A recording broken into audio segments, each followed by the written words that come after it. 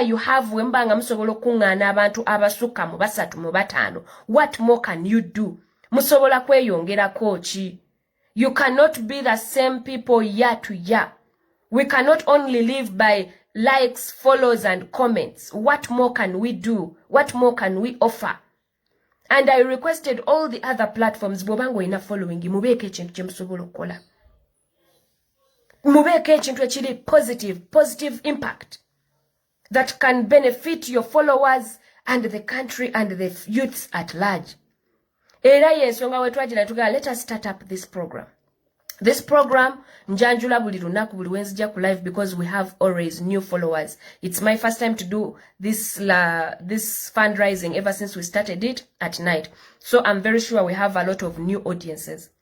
Era mbanjulira program eno muyinza ganti Mama Africa lera abadde kinga pininza akanamba ako kakukwatako kubanga we want to start this program whereby we eliminate begging mu bavubuka. Chekiseera nga abavubuka tutandika okubaako ebirala bye twekolera nga tetusabye. This is the program we are fundraising for. Yes, omuntu agenda kujja omwe emitwalo 5, omwe emitwalo 2. How long is it going to sustain them? Naye omuntu bw'omuwa lifetime impact, bw'omuwa lifetime skill, amanya nti kati banayi nina okutandika okubaako kye neekolera. I don't have to depend on begging. Fe wano tujja tuga gundi mulwadde ne musondera, gundi mulwadde ne musondera, emmere teriiwo ne mumuwa emmere ne mugaba akawunga. However much I've not yet understood the logic behind giving out posho with names on. Logic eyo sinagitegeera, sigenda gyogerako nnyo, naye abagaba akawunga nga mutimbyeko amannya gammwe naffe logic tetunagitegeera, but tugenderaawo. Naye nga abantu abo akawunga okabawadde. Yes, but how are they going to live tomorrow? So we want to start up deriving means. Omwana muwaka ungo mugambe gende wa Mama Africa oyigo siba enviiri. Gende wa Mama Africa oyigo okusoma kando. Oyigo kola shampoo. Ebintu bino ebimu tubyesobolera ngaffe abana Uganda. So I come here to ask you to join hands with me and the entire team, because it's not all about me, it's a team.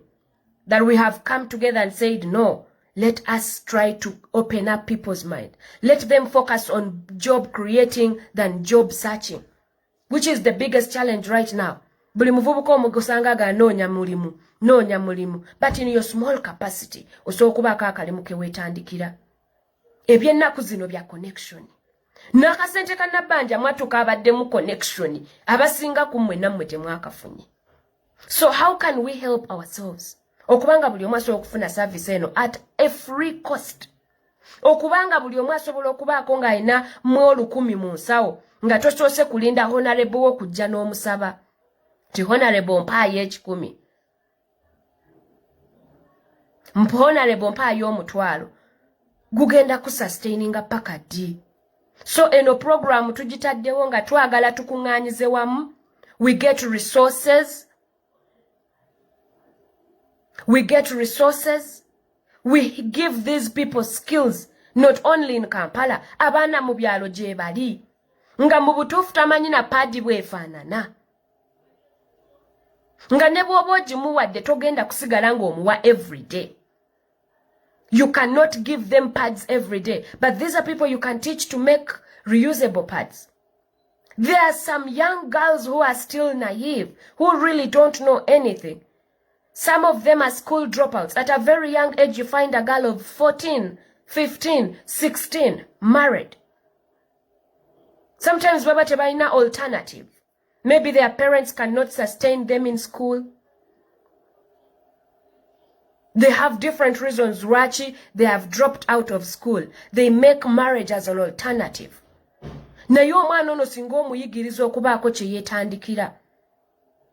Singa omuyigiriza okubaako kye yeekolera than making early marriages as an alternative. Kweka bintu bingi bye tusobola okweyambamu mu programu eno. So that is why I call upon you.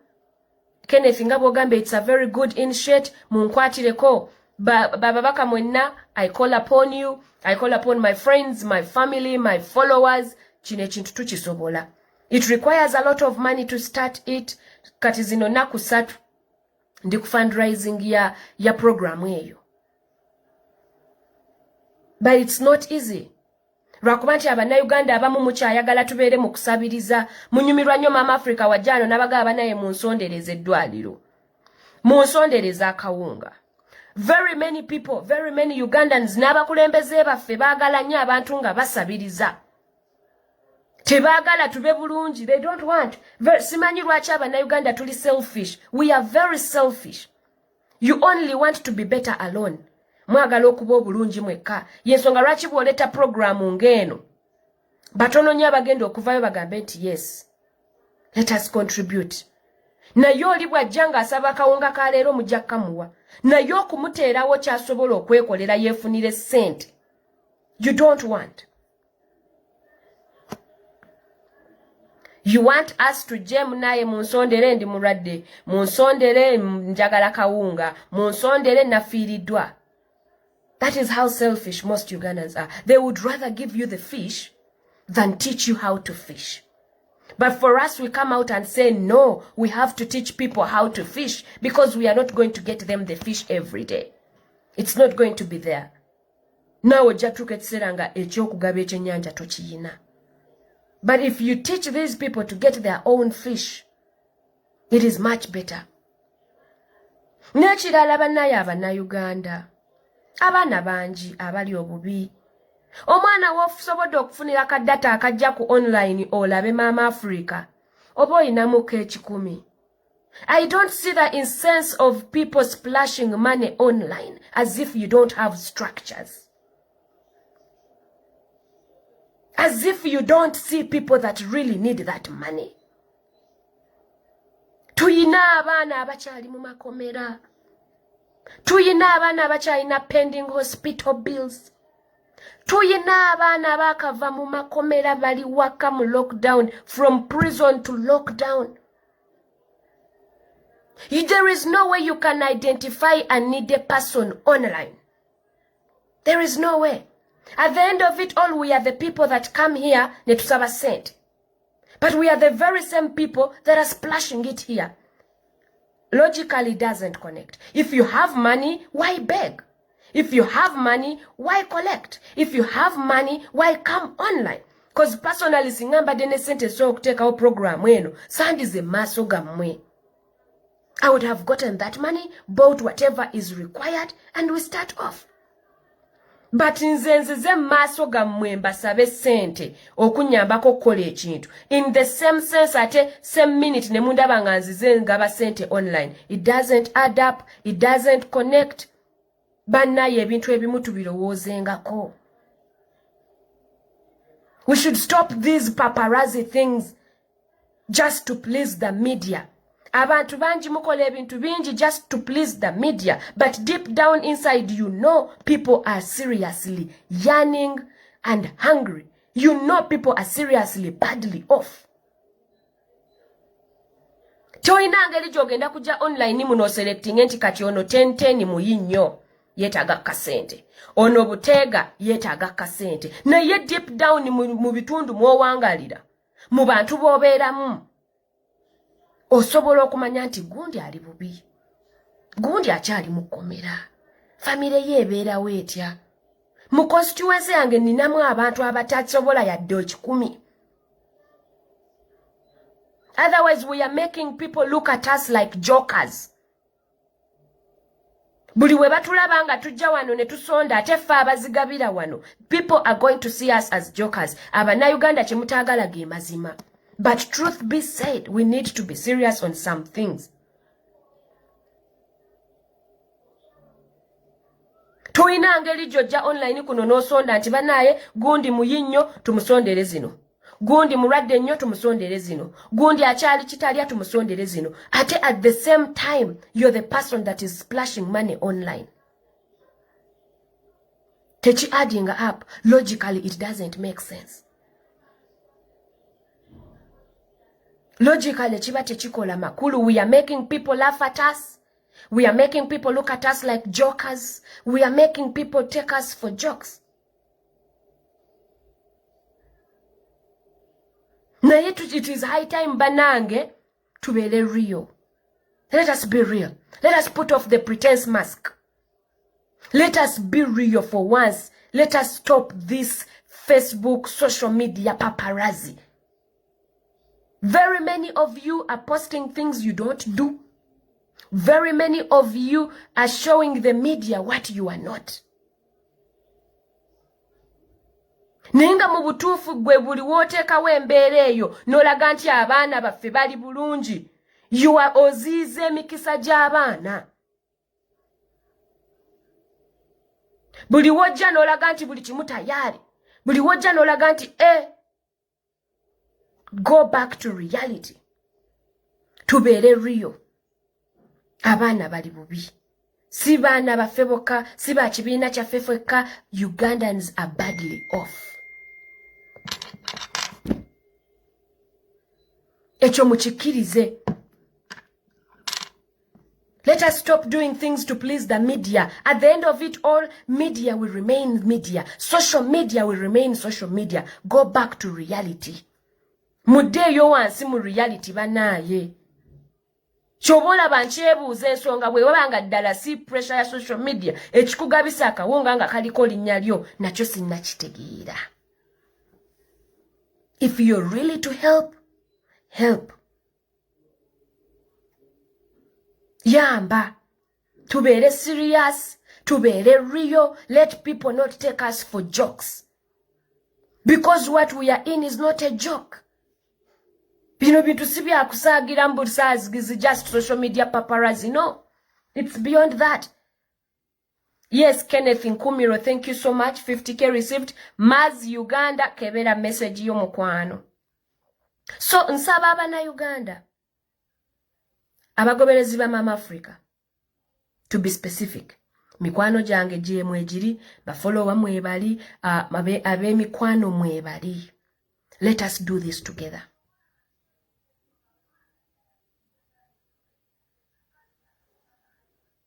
Daphne, you will check later. I've put on your number. Daphne, which number? The other MTN that is pinned over yange ya person. Wenzo kubo ine yange ya person onga kuota day. So, bana Uganda banange tubeere real. Let us be real. Tukole ebintu ebituteeka mu maaso. Let us do things that are pushing us forward. John abagambye nti bw'oba olina page gy'ofollowinga gwe mwaka ku mwaka nga you're just there kufunako bufunyi lugambo. Toyina kyamakulu ky'osobola kufunako. My friend, nawe osaana weddeko. If you have friends, you've been with them for years and years, temuyina kye mweyamba, temuyina kye mweyongerako, kaabe mukazi wo, kaabe bbaawo. You let them go. You don't need a lot of baggage that is not going to help you. You don't need a lot of people in your contact list that are useless. You don't need a basket full of rotten tomatoes. You let them go. Fete chitugase sawa zino kuba na following nga tetulina kye tusobola kweyamba. Tetulina kya magezi kye tusobola kwekolamu. Just mwagala comment, likes na follows. What more can we do? What more can we offer? Because ngaba na Uganda kambabulire, we are not going to succeed without unity. Tewali, we need each other. I need you, you need me. So gwewe nali eyo. Ngoyinayo munayezo ze mugenda mu splashinga. Zina ate munatufe ndi tuyambye nnyo okutola ekintu ekiri solid. Cause nze nkuba mwaka fananyo kwata buli muntu n'omuwe 15,000 oba omutwalo oba 5,000. It's not going to help them. Start up something that is going to help them generate their own. Kubanga kuvola banna Uganda bannange.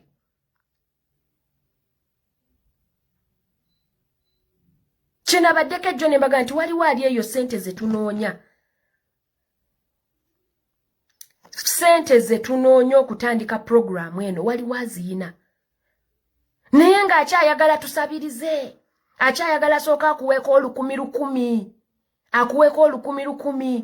Tasobola ganti bannaye ziizo mutandike mubeeko kye mwekolera. Akyayagala ojje mu maaso g'omugaye bannaye nkwegayiridde empaayo 5. Nkwegayiridde ntwalaako. nkwegayiridde nasuze enjala. There are very many Ugandans who still want us to beg.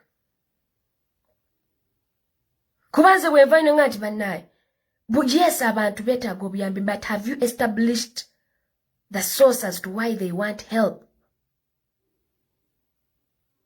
Bw'omanya nti beetaaga obuyambi kuba tebalina kyakkola, lwaki tetutandikawo bintu bisobola kubawa kyakkola than giving them money all the time?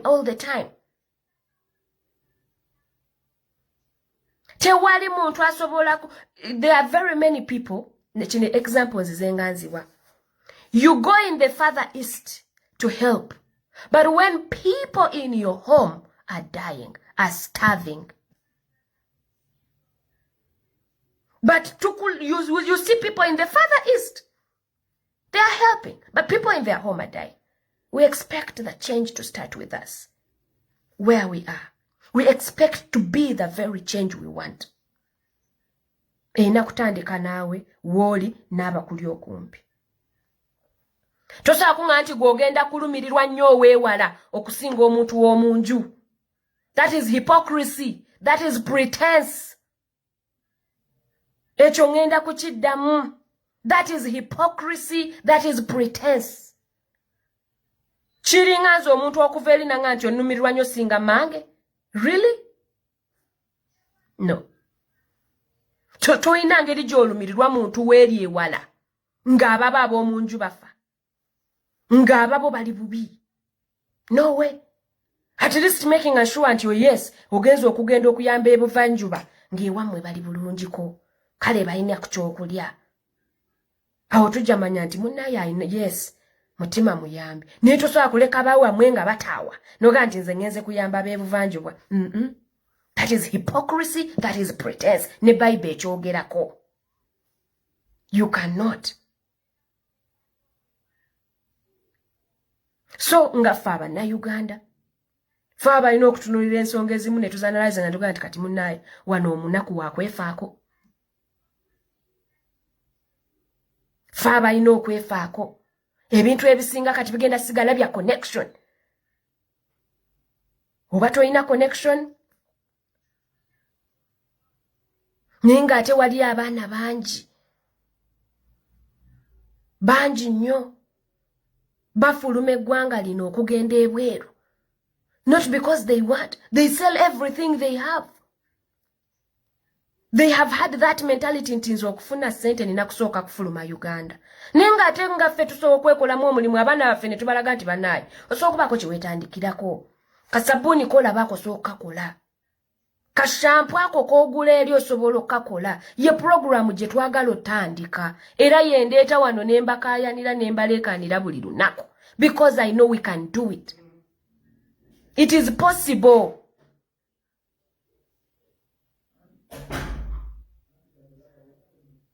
It is very possible. Mwe mwagala nnyo tutandike buli lunaku. Bannaye nasuze enjala mumpe omutwalo. Bannange nina omulwadde mumpe ebiri. Very many Ugandans still want to see us beg. That is what we need to eradicate. Tujjeewo kuba bannayuganda bangi bakyayagala tubeere mu mbeera ey'okusabiriza. Bakyayagala okuba nga balina buno bosi manya bosi maanyi bosi lady. You know? Ate nga nze nzikiriza we can be better together. We can raise up together.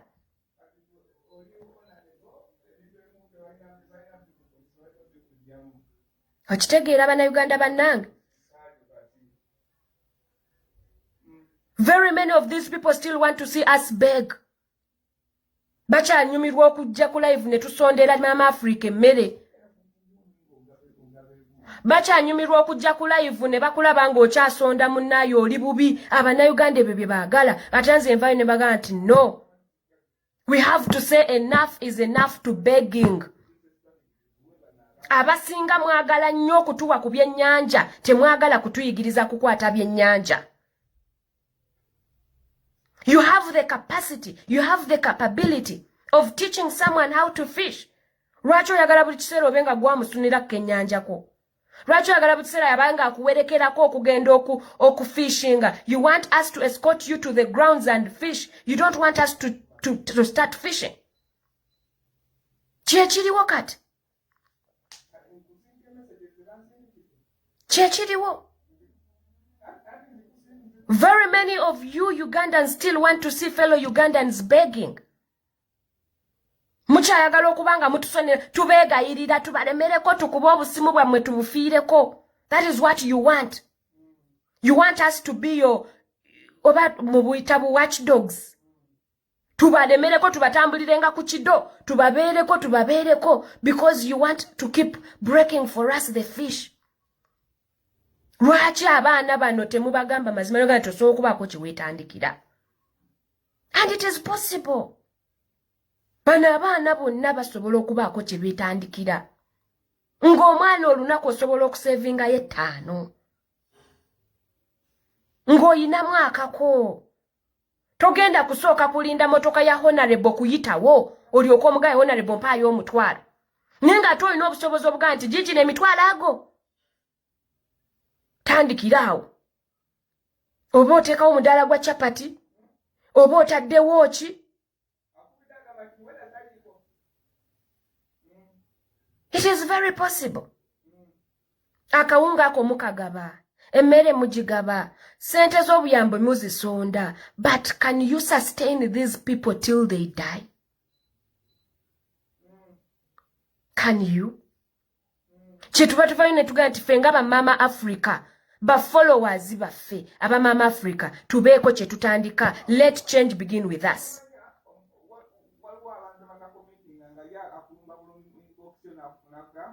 Let change start with us. Waliwo ebintu ebimu mu butuufu nga newe tuba tetwasoma, genda mu ssomero bituyigiriza. Twerwaneko. We cannot put our trust in politicians. We cannot put our trust in the government. We cannot. Tetusobola.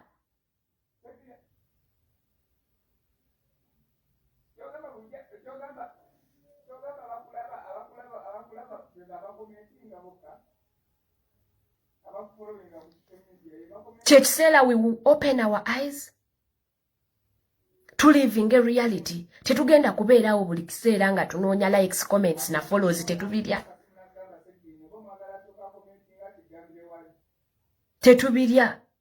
But let us be realistic. Tukole ebintu nga mu butuufu ddala gyebiri. Mu byaddala real. Let us be real. Tetulukirawo kubeera fake. Yes, goze mu kamera omwana omuwadde ekibaasa n'ekibaasa ky'emitwalo 10. Enkya bw'oba toliwo agenda kulya ki? Oze mu kamera ogabye tons and tons of posho. Are you going to give them every day? Think about it. Namwe abantu abakwata sente noga nti kati zizino sente genda osaasaanye. Yes, it is a good heart. Very good heart. Tubeebaza nnyo. But have you ever sat down and thought of how these people are going to survive without you? Without you? How about you think of getting that money for these people to start up something that can make them get their own money? Atenge ebintu gyebiri. Lwakufa Uganda twala okingira mu kunoonya emirimu. But we can start up these things. N'otunga engatto zo ddakiika zo n'osuula noga nti kati ngenda kutunga ngatto, ngenda kutunda peya 4. Oba nzitambuza, oba nziteeka ku dduuka eriri okumpi. Very possible. Kyonna ky'olaba ekikwanguyira naye ng'olina kye weekoledde. So bannayuganda bannange, mwe abasinga temwagala mazima. But very many of you are so fake in social media and in cameras. Back to reality, you still want people to beg. Back to reality, you still want to see Ugandans the way they are. Nebwe mujja mu kamera ne mwefuula nti yes. Nze njagala okuyamba, njagala omunnayuganda aba obulungi, omuntu ayagala omunnayuganda okuba omulungi, yo yagamba nti muganda wange sijja kuwa leero n'enkya na luli. What can you do? Yoyo munnayuganda ayagala obeere bulungi. Ezo ensonga sigenda zirumamu, sigenda zimenyamu kuba temwagala mazima, naye nga ge mazima. Omunnayuganda ayagala obeere bulungi, omunnayuganda akulumirirwa, y'omuntu alowooza ku when you turn your back, what will they live? What will they eat? Kozi nze nja kujja nkuwa omutwalo. But when I leave, enchani agenda okukuwa. Nja kujja nkuwa ensawo ya sukali, n'akawunga, n'ettooke, n'omuceere, bwe biggwaawo ebisigadde ogenda bijja wa. Banji we bafiirwa mubalaba nga beeyama. Nze omwana wa gundi nja mulabirira. Nze omwana wa gundi nja musomesa. Babasomesa paka wa. Some of these life examples are in your families. Or even with you yourself. Waliwo kumwe nga mufiirwa, abantu bangi ne beeyama. Nibagala nti nze gundi nja mulabirira. Mu camera, because they are pleasing the camera. They are pleasing people. Ni waite emyaka ebiri ng'omwana takyasoma. Nga neyeeyama naye tayagala nakwata simu ze. This is what is happening. Omuntu alumirirwa mu Uganda essaawa zino. Si omuntu akuwa just for today. Someone who thinks beyond today. Someone who thinks about your well-being apart from now. Yoyo mu Uganda gwe tusobola okuva ino tugamba nti oyo alumirirwa. Naye omuntu aze n'akuwa ebbaasa y'N5000. Ng'ate alina obusobozi obukugamba muganda wange, genda obeeko ky'oyiga. Obeeko kye weekolera, kuba sigenda kuwanga buli lunaku. Togenda kunnyimirizanga buli lunaku, nange nja kuba siziina. Oluusi tajja kugaana bugaanyi kuwa, naye ng'oluusi naye tayina. N'omanya nti bannaaye, I'm not going to live upon begging. I have to start something on my own. Ne bw'aba mukazi wo. Mu butuufu nga ye buli kimu alinga baby. Kimusanga awo otuuka n'okoowa. Mugaye bannaaye, nafuna nfuuzi, ndabirira mulema. Ne bw'aba mukazi wo nga talina kye yeetuusaako. Ne bwe guba munnyo nga gwaweddeko weewaawo emmere mujja kulya etaliimu munnyo naye tasobola kukwata yadde ebitaano. Naga nti kangule omunnyo. Oyo aba muntu kikaaki. Kati olwo oyo atali nnyoko, atali kitaawo, atali mwannyoko, agenda kulabirira obulamu bwo bwonna. They cannot. They cannot look after you for the rest of your life. It's impossible. Even you people who come out and say, okay, give me rent, give me this, sometimes use better opportunities and ask for a start off other than those things. So that you can be better. Not just okubeera nga buli kiseera olinda bakuweza rent, olinda bakuweza emmere. I'm not saying that it's a crime okubanga toyina, naye tusobola okweyamba ne tulaba nga buli omu alina ky'atandiseewo. At least woogendera okusaba nga kisusseeko. But buno obuntu obutonotono, nzijukira lumu bambi mukwano gwaffe David yatugamba nti obuntu butonotono so bwetuusaako. Somewhere, somehow, we were in a group and he was taking water. Abasinga David gwenjogerako mumutegedde. So someone was like, mpa ku mazzi, nyweko. But he had taken sips on it and he was like, obwo buntu butonotono so bwetuusaako. So bwe buntu obutonotono bweŋŋamba. Nti naawe obwo obuntu obutonotono obumu osobola bwetuusaako singa oba otandise ekikyo ky'okola. Nga togenda kulinda mmotoka ya Honorable eyitewo mugaye Honorable mpaayo omutwalo. Honorable mpaayo ebiri. Ajja gikuwa naye olowooza gagirira mu nnaku mmeka.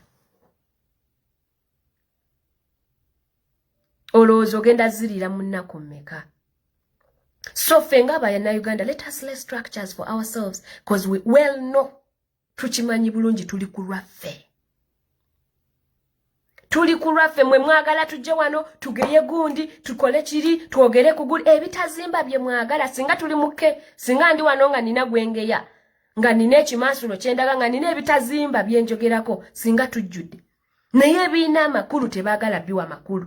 Ate n'olabanga bagaba tukanira n'ebitayina makulu. Personally, I don't like free money. Personally, I don't like free money. Onsange mukubo mpebu wisente personally nganze sizaagala.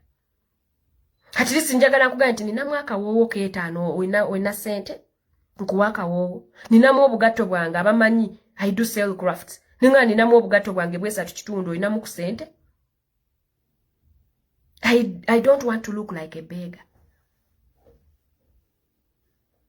Naye mwaba na Uganda ebyo bye mutaagala. Mwagala buli kimu baba we buli kimu baba we ate n'abana Uganda nabo banyumirwa nnyo okubasaba. They want to be better alone. Bagalanga be babosseredde bokka. Mubavunnamira, mubaddukirako nga nsuwera. Mubatambulirako temubava ku kido because you don't have what to do. They want you to keep begging them. They don't want you to be busy. Ononyakako bagala obatambulireko buli kiseera. But they cannot give you all your basic needs. Even if they are to give you, they cannot give you forever. So tuteekewo strategies ezigenda okuyamba abaana okwetandikirawo emirimu. Let them do something for themselves. We chiganya ave agambe nti bannaye wano chiganye. Salute to Bobi Young. I like that man. From prison straight kustula ICZ. Now oddamu amaanyi noga nti chechi bulamu kankwongereremu. Teyavaayo okukola live nti bannaye landiroodi amanja mu nnyambe buki yatandikirawo okukola. Nawe kati ate mwate abana Uganda kye mutaagala. Mwagala babasabiriza, which is very bad. Ejo nabagambe nti ffe tuli wano ku live tusonda sente miliyoni ago. Naye waliwo asobola ozikwata. N'agamba nti waakiri kale kanzoonoone just because I want the media to see me. Ninga tezo milioni 2 zandibadde zisobola okuteekawo strategy eyamba emiliyoni ne miliyoni ey'abana Uganda. Zisobola okutandika ekintu ezisobola okuyamba abana Uganda permanently kubanga skill joyize mu mutwe kizibu gyerabira. Kiringa kuvuga emmotoka. Bwoba wagenda mu driving n'ofuna permit ne bw'omala emyaka 5 nga tovuga tosagamba nti simanyi kuba serifu. Simanyi kuvuga motoka. Ekintu ky'omu mutwe kisigalamu.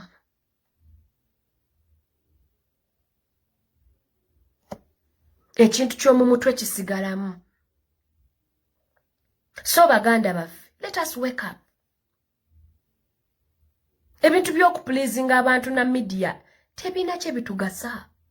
Yet in reality people are badly off. People in reality people are unemployed. In reality people are sleeping hungry. Ebyaddala wallahi ebyaddala. Abaana basula enjala. Ebyaddala. Katonda bw'aba muyambe nafuna ekikopo ky'obuugi. Kati gwe ogamba otya nti nze ngenda kujja online kuno nselectinga omuntu ali obubi. We are forgetting reality. Social media etumazeemu nnyo amagezi. Social media etumazeemu nnyo. Tususiza we twandikomye. Mu reality entuufu omuntu asobola ogamba nti kanteekeko data we 5 oba wa mutwalo tosobola bulya kaakunywa. Tosobola. N'omuntu ali mu reality entuufu tosobola kujja kuno online noga nti kati gundi mulaba talina mmere, gundi mulaba ndabika ali bubi. Reality. Let us go back to reality. Social media tetukirizo tukozesa, we should use it, it shouldn't use us. But some of you, social media is using you. Soon you're going to go mad. Very mad. Nze chobola njaga nnyo okubeera real. Waliwo omwana oyambuza nanga mama Africa okola di makeup. For what? For what? Mu butuufu for what? I don't come live for you to see me and like me. I want you to take the message. Obanzi ze ntunulanga chimenke as long as I'm neat. I just need to be neat. I don't need a lot of makeup for people to take my message. I don't need to come here naked for people to take my message. Omwana oyo yachimbuza nanga mama Africa okola di makeup. Do I really need it? Do you really need me to make up for you to take my message? It is being real. Abantu abasinga temwagala kubeera real. You don't want to be real. And in that case, you have worked so much to improve on your fakeness. Newerabira reality. Nosanga omwana nga ye buli 10 kyafuna kigenda ku wig. Kuba buli live ayina kuteekako wig mpya. Buli post ayina kwambala wig mpya. Ayina kuba na lipstick mulala. Ayina kuba na bukowe bupya. Newesanga abaana nga beerabidde reality. Newerabira nti muganda wange okyapangisa. Muganda wange toyina mulimu. Naye olw'okuba you want to please the media, you want to please your followers and get likes and comments which don't bring food on your table. Nobanga gwe buli sente ntono gy'ofuna oteeka ku kiwiivu. Buli sente ntono gy'okola ofuna kopagaalo. Buli sente ntono gy'okola, you work so much to improve on fakeness to the extent of forgetting reality. We improve on our fakeness. Netwerabira nti banaye, we have a reality life to live.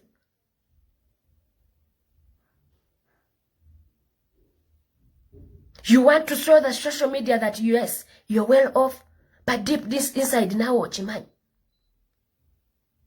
Zindaba abantu bangi abasasanya sente, nenga wakoze good background research. Je babaziika wokka wafaanana watya? Where are you going to be laid to rest for the entire life? For the entire days of your death. Wafaanana watya? Nga nekkuba erigendayo lyazika.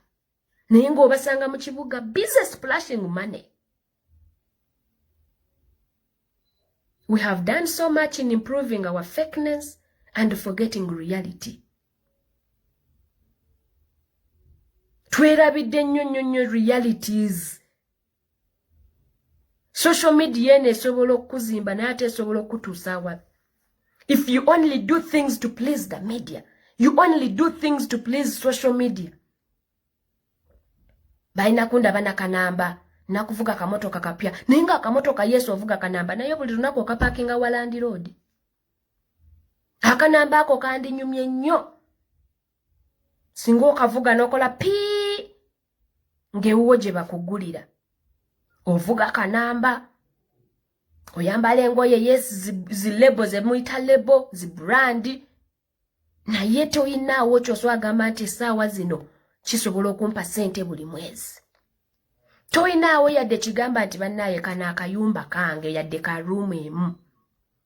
Naye olufuna ku kasente olowolezaawo kanamba. You're still being employed, sente z'ofuna omwezi enjumu osula zizisinga. Osula bukoto mu apartments. Naye ng'ofuna emitwalo 5 omwezi.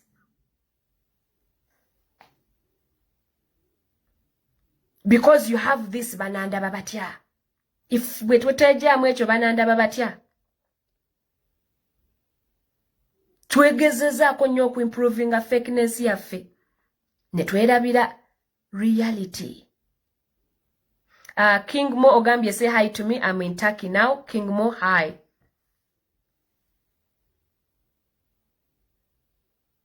Tukoze kyamaanyi nnyo. Some of you, I'm very sure you don't even know how you look like. I mean, you don't know the real you. You don't know the real you. Now it away money. The life you have put yourself in, the shoes you have fixed yourself in are completely different from your reality. Let us get back to our realities. Be humble, even when you have all it takes. Be humble.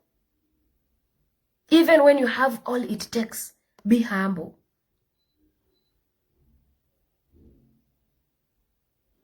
So tukwatire wamu. Tulabe nga na Uganda tusobola tutya okubaako bwe tweyamba. Apart from coming to my inbox, Mama Africa nasuze enjala, nange mukazi watu nomba sizina. Zo message nyingi ennaku zino, because the number is pinned. Kati mwandi wulidde mutya nga nze ajja n'apininga ennamba ne mbasaba obuyambi. Nze omu ajja n'enzisaasaanyira wano. If I have a lot, why do I come to beg? If you really have a lot, ngozina zo nyingi. Why do you come to make lives to solicit money? Singa nange mbadde nzina nandibadde sijja wano ku live ganti banaye. Tukwatire wamu tubeeko kye tukola. Personally nyinza okuba nina obusobozi obubanga nsobola nkyasobola okwewa kamere nkyasobola nkyayina wensula okitege. But does it benefit me to be better alone? Do I feel good every time my village mates meet me and they're like mpayo olukumi? Omuntu gwoyigiriza ekyokukola gwowadde entandikwa aswala okujja okuga nti mpayo 5 kuba amanyi wamuwa kyekyetaagisa kyonna.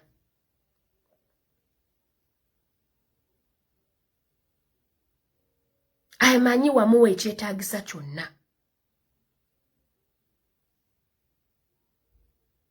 So abakulembeze baffe abantu abajja wano manyi balinawo bano be bayita ba socialite, ba celebrities, ba doni. What have you done for fellow Ugandans who celebrate you?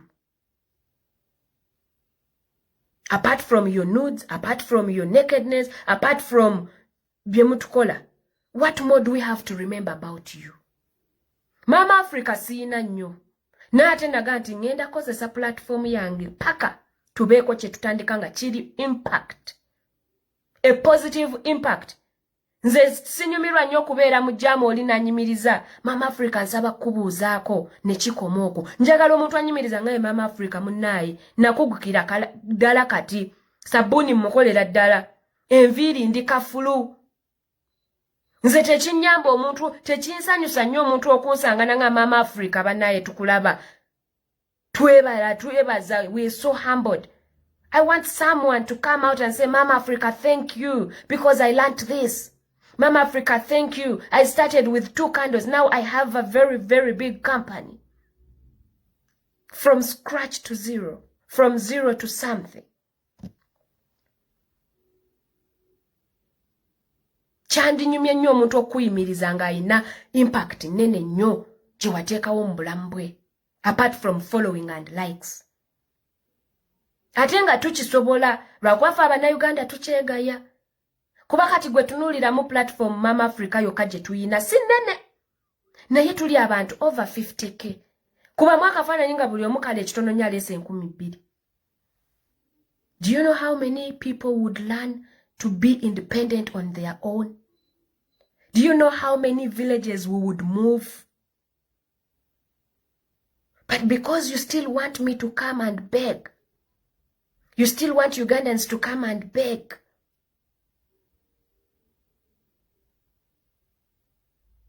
Mukyayagala Mama Africa mulabeko nga abasabiriza.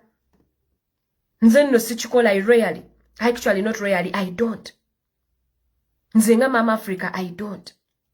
I never come out and say munsondere unless it's for a common cause. That is when I do.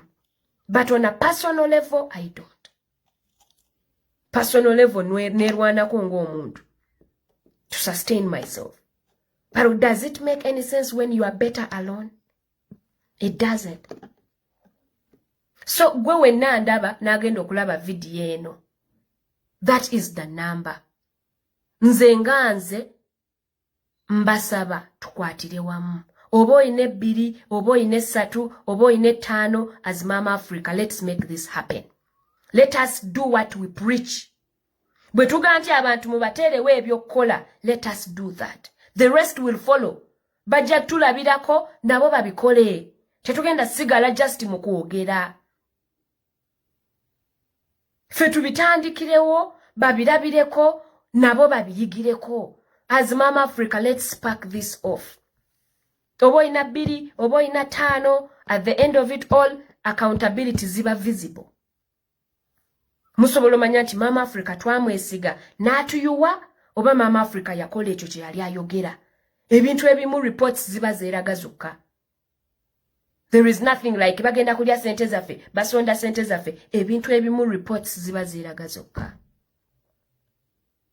Eye namba erimanya Gaddafi Nchakunzire. Anytime you watch this live, if you feel this is a common cause that is important, drop something. Very soon we're going to come out with a better means, how we can make this better, how we can put donation buttons so that you can donate to this cause.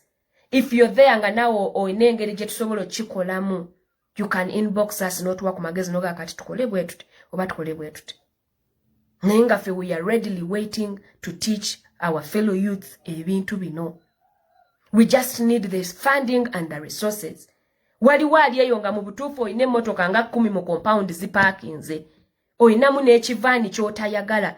Kituwe. Kibeeko kitutambuze tuyigirize abalala. Nabe babeho bulungi.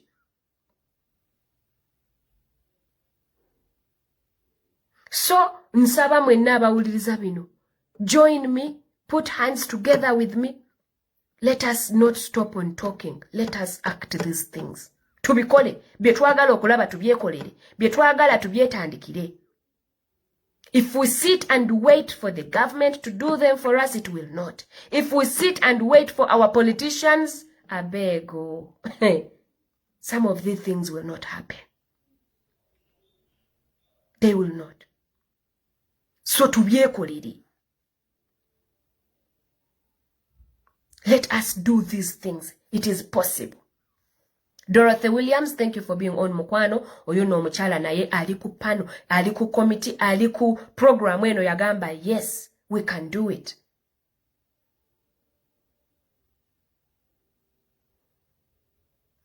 Naga nti nze ndaba nga tusobola. Abaana bangi abetaaga kujustika kono katini. Spark. N'omukwatako katini naku 2-3 nga kafulu. Waliwo omwana aliyo nga nti nze nannaye singa mmanyi okusiba enviiri. Because these things now even to be mobile. You don't need a lot of money okutandikawo saloon. You just need to let us know what you do. How best can you do it? Abantu babasibira mu maka gaabwe. Abantu basibira mu offices zaabwe. You can be mobile until you get enough capital to start up your own saloon. Now ayina saloon eyo. Buli lunaku onoonya za shampoo. Osobola okwekolera shampoo ono. Very possible. No mwekolera. Just that nti fe baatuteekamu that slavery mentality nti oyina kukozesa. Tusobola okwekozesa. We can. Tusobola okweprovidingira than always looking out to be provided for. Kyobanza abaana bentera okusomesa. Mbagamba. Every time you kneel down to pray, ask God for wisdom. Nga toyina kye wasabye kyonna Mukama ampe emmotoka, Mukama ampa ssente, Mukama ampa ki, Mukama ampa ki. Njagala enju, njagala kino, njagala ompe business ennene, njagala botiki. Sooka osabe Katonda kuwa amagezi. Mu mazima ga Katonda nga sibalimba. Katonda nabwana akuwa ssente ezijjuza enju eyo gy'osulamu oba n'ezijjuza ensi yonna nga toyina magezi. Era ojja kusigala toyina ky'oli. Ojja kusigala nga bw'oli.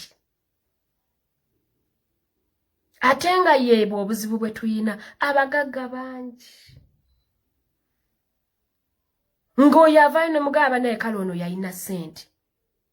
N'addayo ku zero nga mulina namusondera za pampa mu ddwaliro.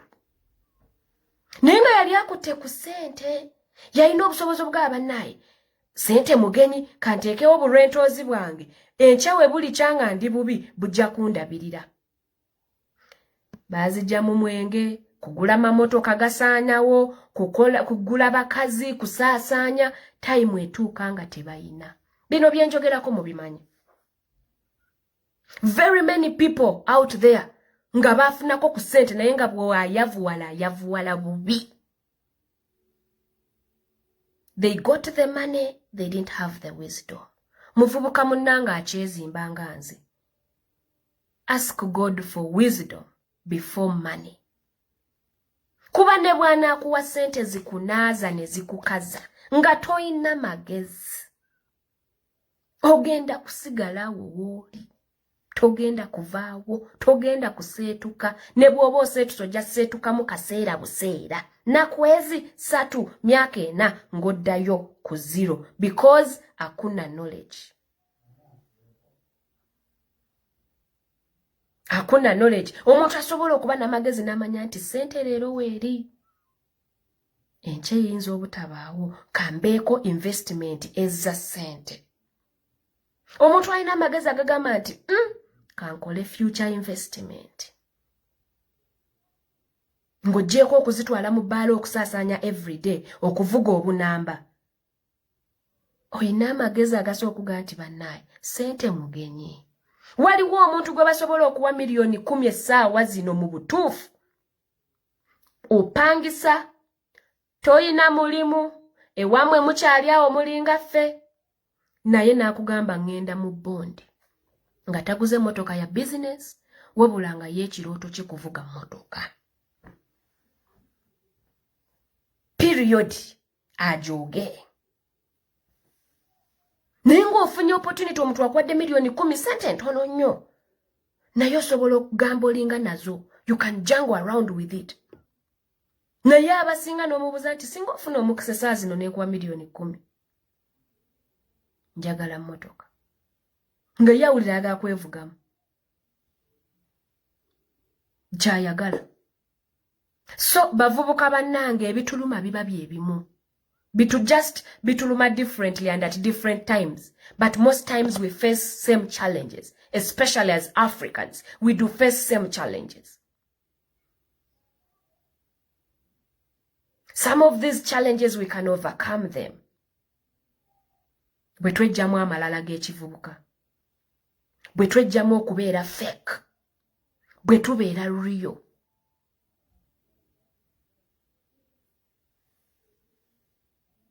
You be real.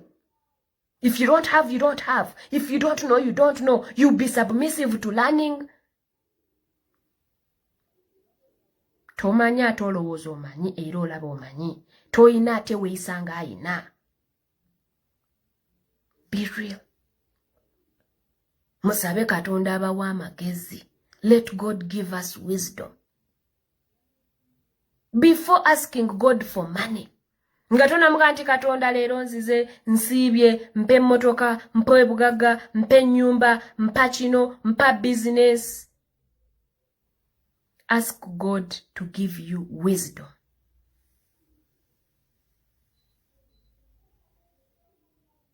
Ask, if you know the Bible, you know of King David, who asked for nothing. He didn't say, I want money. He didn't say, I want gold. He didn't say, I want riches. He didn't say, I want women. He asked God for wisdom.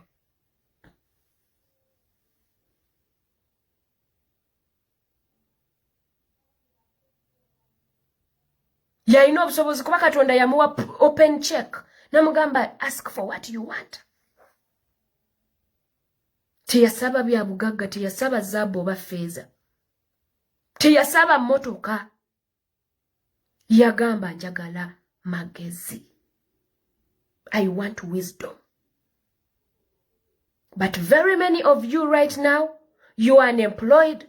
You're still struggling to make it. You get an opportunity and someone asks you, what do you want? You don't know. Because in deep side, omanyi nti omuntu tasobola kulabirira paka wandibadde oga nti nze njagala mpa ekyokukola. I want to start up something. But most of you, you look at mere things. Oyinza n'oga njagala KFC. Someone will ask you, what do you want? Some funny lousy women. Take note and ask them. They will tell you, I will take me to KFC, take me to Cafe Javas. I want a Benz. Naye bw'olaba akusaba Benz. Talina na busobozi busobola maintaining fuel yaago buli watambula. Naye ajja frankly kuga nti I want a Benz. Take me to KFC. Take me to Cafe Javas. What you want is very important.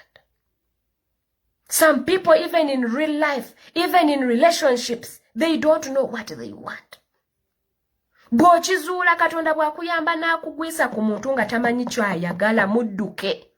Run as fast as your legs can take you. Omuntu atamanyi ky'ayagala agenda kuzza mabega. Agenda kujja ku mulamwa. Someone who does not know what they want is a very, very, very good enemy of progress.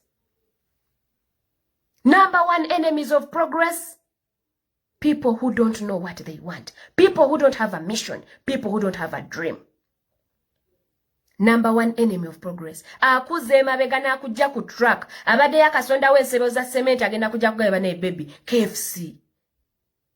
Kwegamba ye ekimujjira essaawa eyo ky'abaayagala. They don't know. They don't have a plan. They don't have a vision. They don't have a dream. They will shatter you down. If you're with someone and they don't know what they want, if you're with someone who does not have a plan 5 years ahead, you have to struggle. Okyalina kulwana nnyo. People who don't know what they want. Kachibe mu relationship. Akwata eno neri I know akwata eno na kwatana atangasire.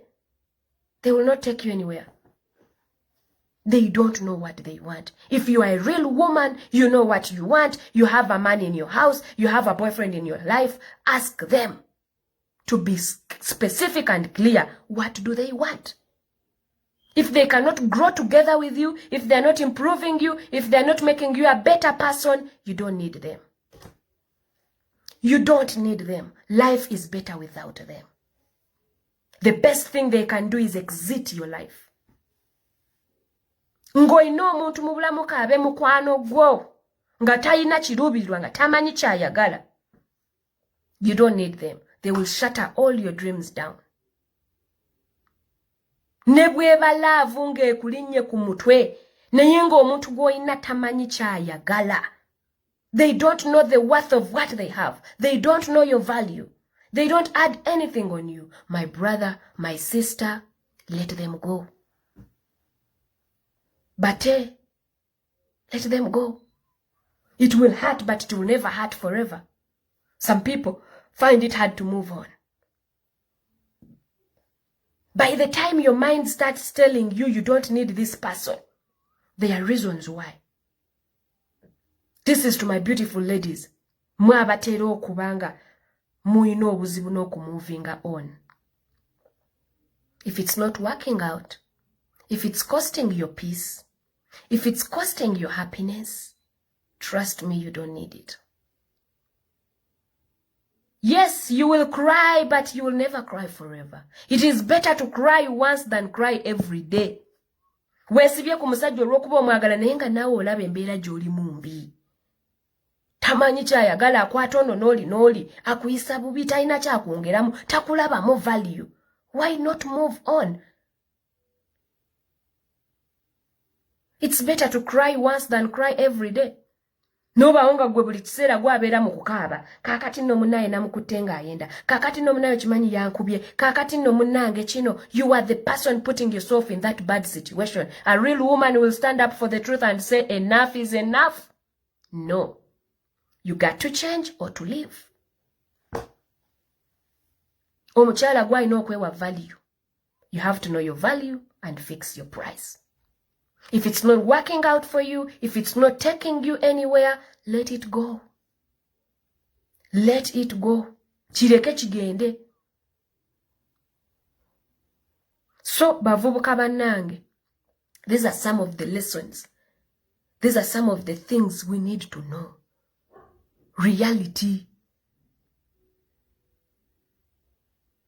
Lwakubafa obudde twagala tubumale nga twogera ku bitatuzimba, twogere kwoli. We're too busy to discuss personalities. Very busy.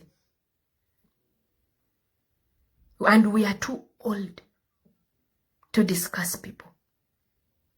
Bintu bingi bye tulina okukola, ebintu ebitusumbuwa bingi, ebituluma ng'abavubuka bingi. Tudde ku bantu tutandike nti gundi yakyawaganye n'oli. Nze binkwatirako wa. Gundi yachaye gundi yakoze kino. They don't bring food on my table. I respect what I feed my ears. Nze ntera ogamba mikwano gyange ngamba nti nalabye gundi ng'agamba kino omusajja oyo yanyiziza. In the first place, why do you follow them? In the first place. Womanya nti ono omuntu byayogera tebinzimba. Kafe kunaali kalebule. Why do you follow them? Why do you even listen to them?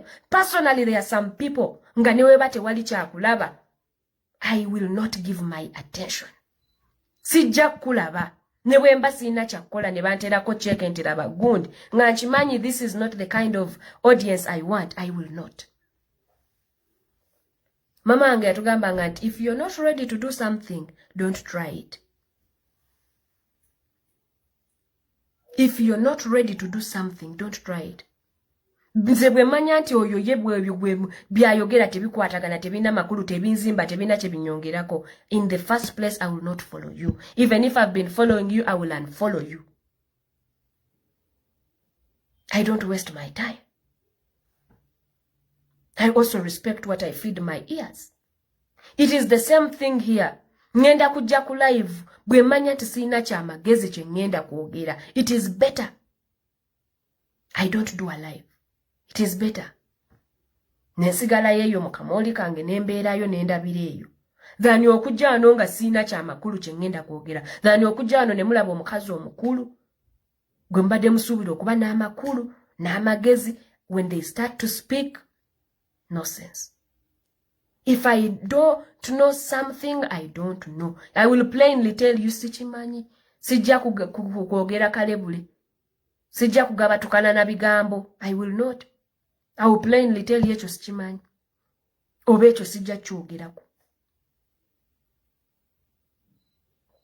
Walden Agambia, well said, honey. Thanks for that good advice. You're welcome. So, banai, it is 9:30. Munzikirize na dem planinze koma 9:30. That number is on mobile money and WhatsApp. For any further assistance and support to this program, Raising Together as Youth, I will be sharing you later on other details, but that is the number.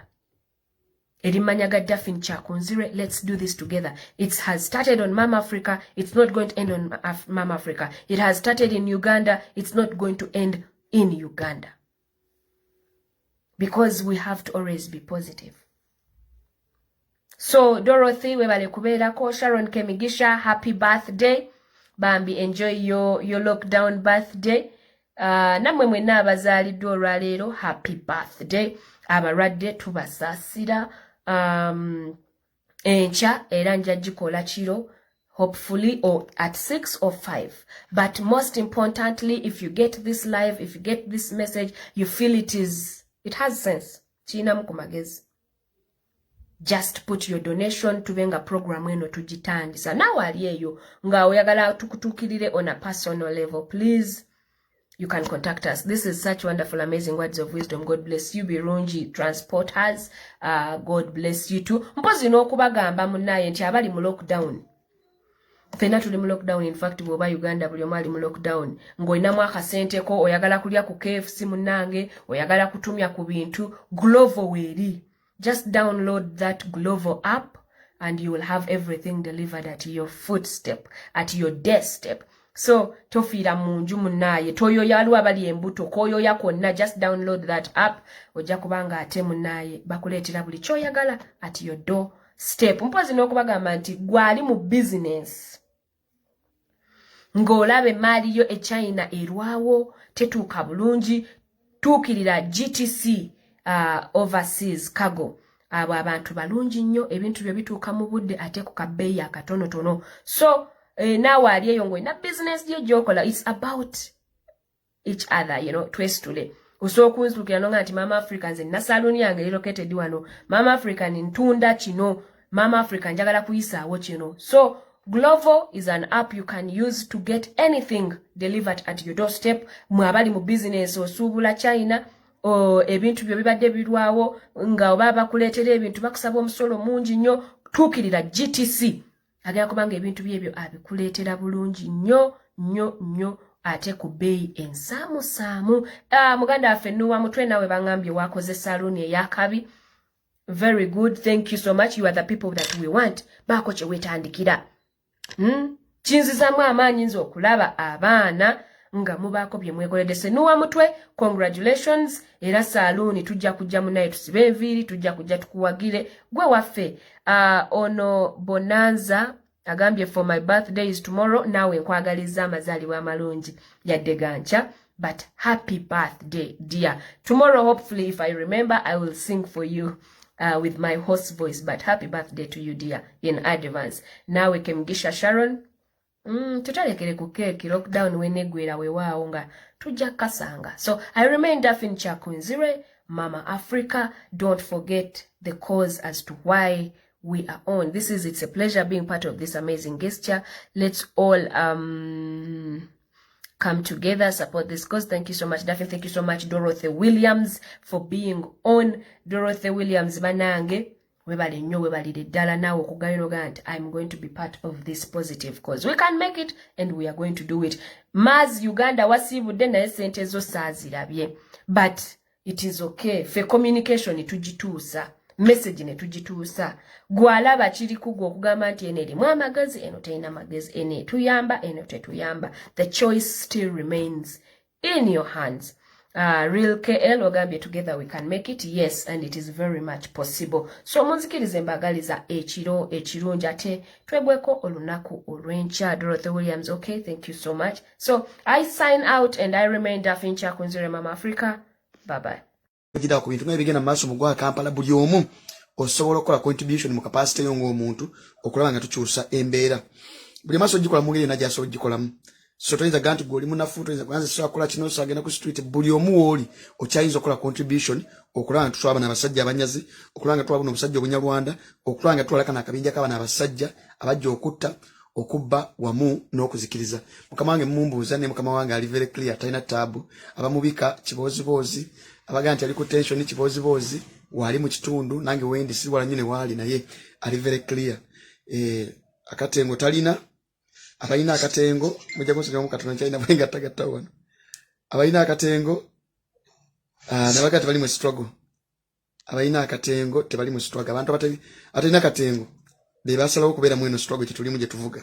So Tachina da katengo fyanchina katengo twasaba okukivugira ddala till the end. At I can assure you at the end of the day engule tujja kujambala. Bintu binje bigenda maaso mwabisuubira kuba twabibagamba before. Ingayo mbiraba naffe tubiraba kansubira tuli mu ango yemu fya tulabira mu ango yemu. Bingi nyo nyogero kugamba bana Uganda mwenna buli kitundu kyolimu nadda abongo manyinti oli muntu wa wansi. Ngomanyinti oli muntu musonyo mu katona baganda bange. Ngomanyi nti oli muntu wa wansi njagalo bategeeza nti twabagambira nti abalinda sente za nabbanyalo za deadline mwaje yaweddeko bibadde gwako leero obegwako ncha kati wena mu kitundu woli ngoli mu Uganda ngoli mu Kampala ngoli mu Kono ngoli mu Nzigo tayonna ngoli mu ghetto ngoli mu kyalo kyonna gyoli mwenna abali mu kubona abona n'ekyokulya mwenna abali mu kubona abona ne necessities ez'obulamu basic necessities ezibayisa mu bulamu obwa bulijjo njagalo okole mu sampa woli sample nyinga muka tuna woli abantu abakulinaanidde obabuzi bameka bafunye sente ababuzi bameka bafunye sente tawaga kino bakiteka nga kigumaza bageza kunonya songa je bagateka mawuli bageza kuteka painting out kifaananyi nti lutabayisirwa abafaako na bagaba batirawo bilioni 5.3 can you imagine lutabayisirwa buli lunaku oluyitawo njogera ku official figures state house lutabayisirwa ne family bas spending bilioni eziri mu 3 eziri official figures zokka nga sina yogera ku zitali official figures zokka bas spending bilioni eziri mu 3 na yemwe ne babagamba nti babatereddewo gwanga Uganda lyonna babatereddewo bilioni 5.3 okusupplying gwanga lyonna. At the end of the day kyamaine bilioni bagenda supplyingako tezigenda adde okuwera 10 ekyo mukitegeere. So omunayagala yonna gyoli gwe oba oyagala okumanya nti sente twaitwa inaako mutemwa bali bateekawo kifaananyi basiriwaza kola bukozi sample woli genda kola oka sample nyinga woli obuza abantu bolinaanidde nti bameka bafunye sente ogenda kwezwa nti bantu 10 musangamu omu obanga temuni muno omu eyafunye wadde 10. So bino byonna bisigala tukwata konze naawe wonna gy'osinzidde gyonna gy'otambulira bisigala bikwatako kulaba ng'olwanirira ensonga z'eggwanga Uganda buvunaanyizibwawo kubanga at the end of the day abantu buli walowooza ebya politics tebikwatako decision zonna ezikolebwa mu ggwanga Uganda zigenda sigala nga zikomekereza kuggwa omuntu wa wansi. Wezo kulowooza ebya parliament ebikwatako ebiri mu local government ebikwatako ebiri mu ministries enjawulo tebikwatako at the end of the day gwagenda okubeera affected ennyo.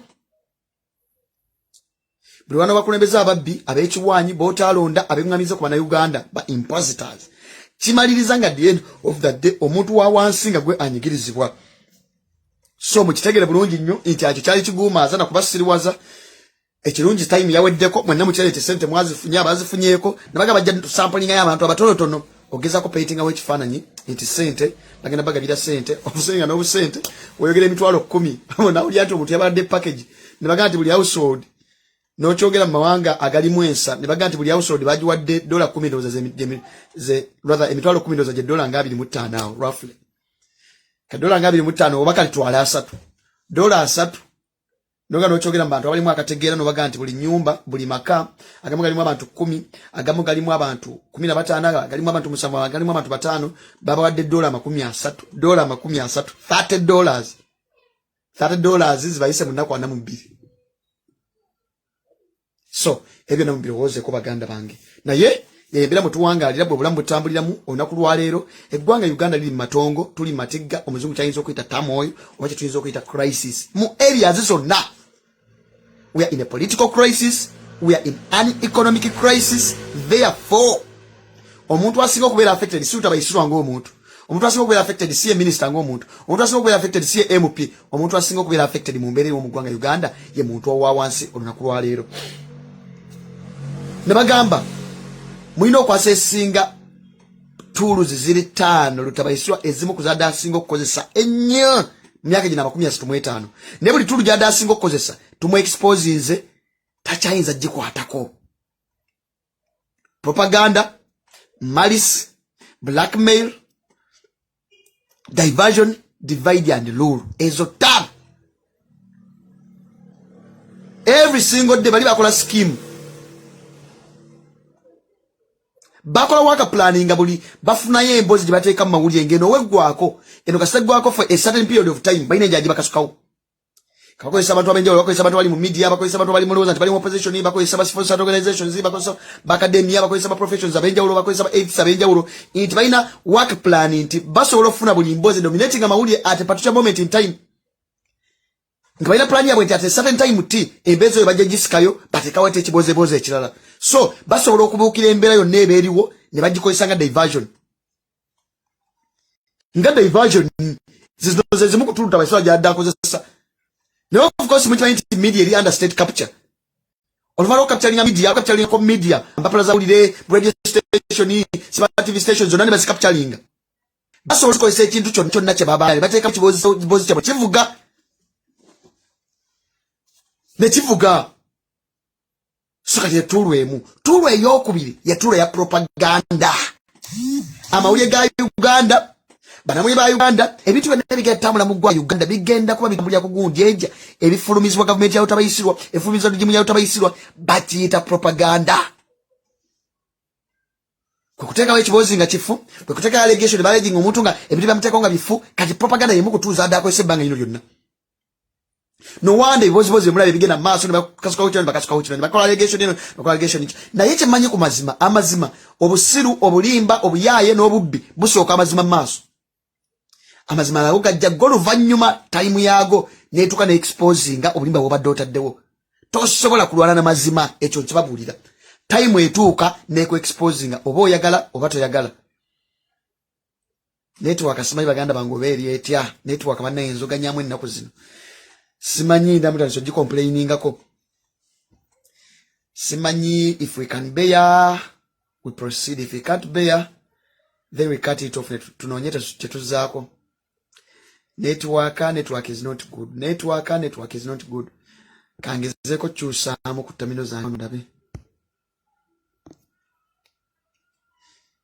Kankyusaamu kati mujja kumbulya obe ne beetireddemu. So mbadde magamba nti amazima osotekawo ebirimbo osotekawo propaganda osokozesa mali osokozesa blackmail n'obikozesa byonna at the end of that day time etuuka ne maana exposinga.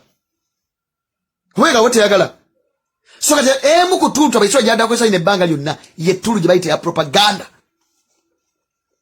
Baganda mumbulyo bakatereddemu ngezeza ko kyusa mumbulyo bakatereddemu. All right. So emu kujada asinga kozesa ye propaganda tava mawulye nataka mawulye akozesa newspapers nakozesa radio stations nakozesa TV nakozesa buguli bonna bagamba bwe entertainment shows bonna babufula political. bona bafula political na ye kyenyizo kubategeeza nti bali mu ssawa yaabwe egenda time yaabwe egenda gibalimu tebakyala kibayinza kugamba bana Uganda tekyali wadde ekirimu kimuyinza okugamba bana Uganda utabayisirwa n'akakundi konna tegeko kibagamba so bateekawo platform obwenjawulo bateekawo blog obwenjawulo okubalowooza nti bali part of the struggle okubalowooza nti bali part of the cause nga they are fake bloggers they are fake platforms ku social media platforms ez'enjawulo bwonna obukutukutu omulaba mu kampala obwenjawulo bwonna obusinga obungi bwabafere therefore basobola okuleeta ekibooziboozi nga kyakiwaanyi ne bakivugirawo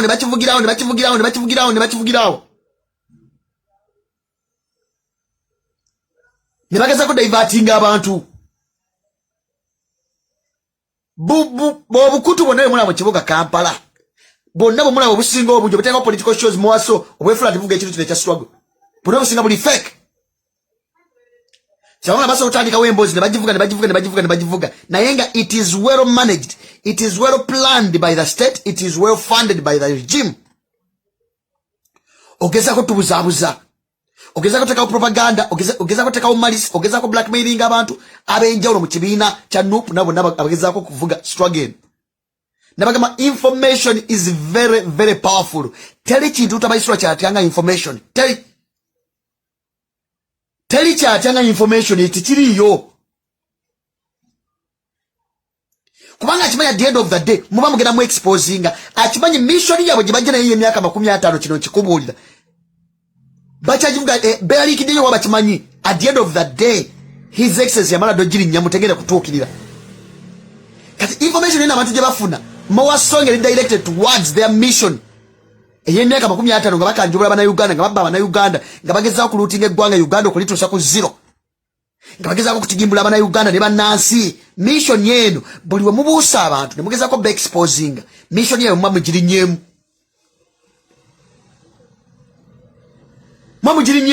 kubanga ekisooka lwaki tutabayiswa wandibadde so concerned kalisitike mwafulumya mwalika abantu mwali mutagetinga kalisitiko nake mwafulumya mwesimanya ababika utabayisirwa ng'ogyeko ku platform mwe mwateekawo ne mugamba bukubike nga mutandikawo ekiboozibozi ekyo kati jimu yekitaddewo ekifanding njagala omuntu yenna atubuulire wano ku mukutu guno gye video yonna nga kuliko akubuka tutabayisirwa ku mukutu guno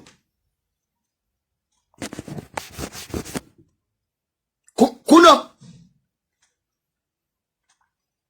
naye mwatandikawo ekiboozibozi mulazo tukakigwamu nejja ne mbagamba neggwanga Uganda mumanye gwe lwaninga mumanye abasajja balwaninga ku malice propaganda kino kiboozibozi bakitandiseewo ekikulu kyalinayo tabayisirwa siteeti y'obulamu bwe si nungi ali mumasanganyiza sawa yonna agenda nina bagamba kino ekiboozi kye baateekawo kibasomese kikakitinge nga president ku mbeera tabayisirwa gyagenda otuteekawo nga amaze okufa.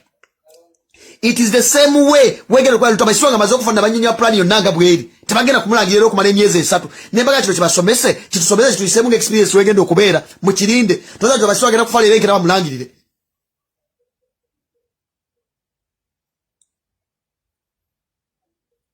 nembaga mu kirinde bulizi kino kitusomese mutusomesa imbere egenda kubeera etya mukyetegekere ngabagenda managing media ngabagenda okola reshuffles ngabagenda okola bikibyonna byonna ngeraba planning okulanga muhozi kaine rugaba jja mu pipeline nabaga at the end of the day buli mulabanga utabayiswa mazokola reshuffle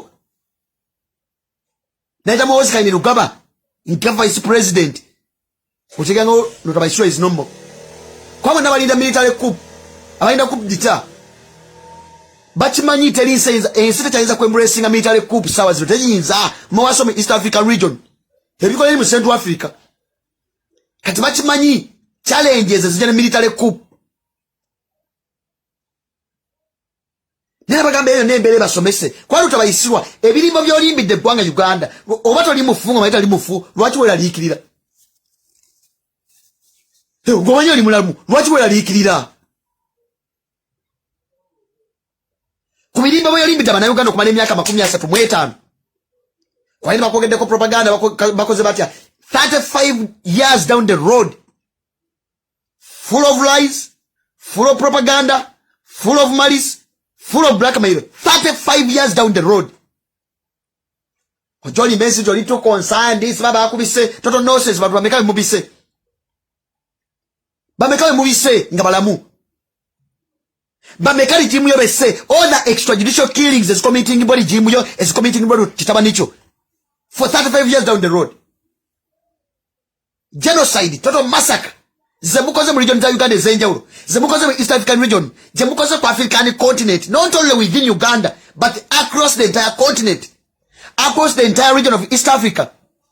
You've committed genocide, you've committed massacres, you've killed people, you've committed extrajudicial killings. You've committed numerous crimes against humanity. Numerous.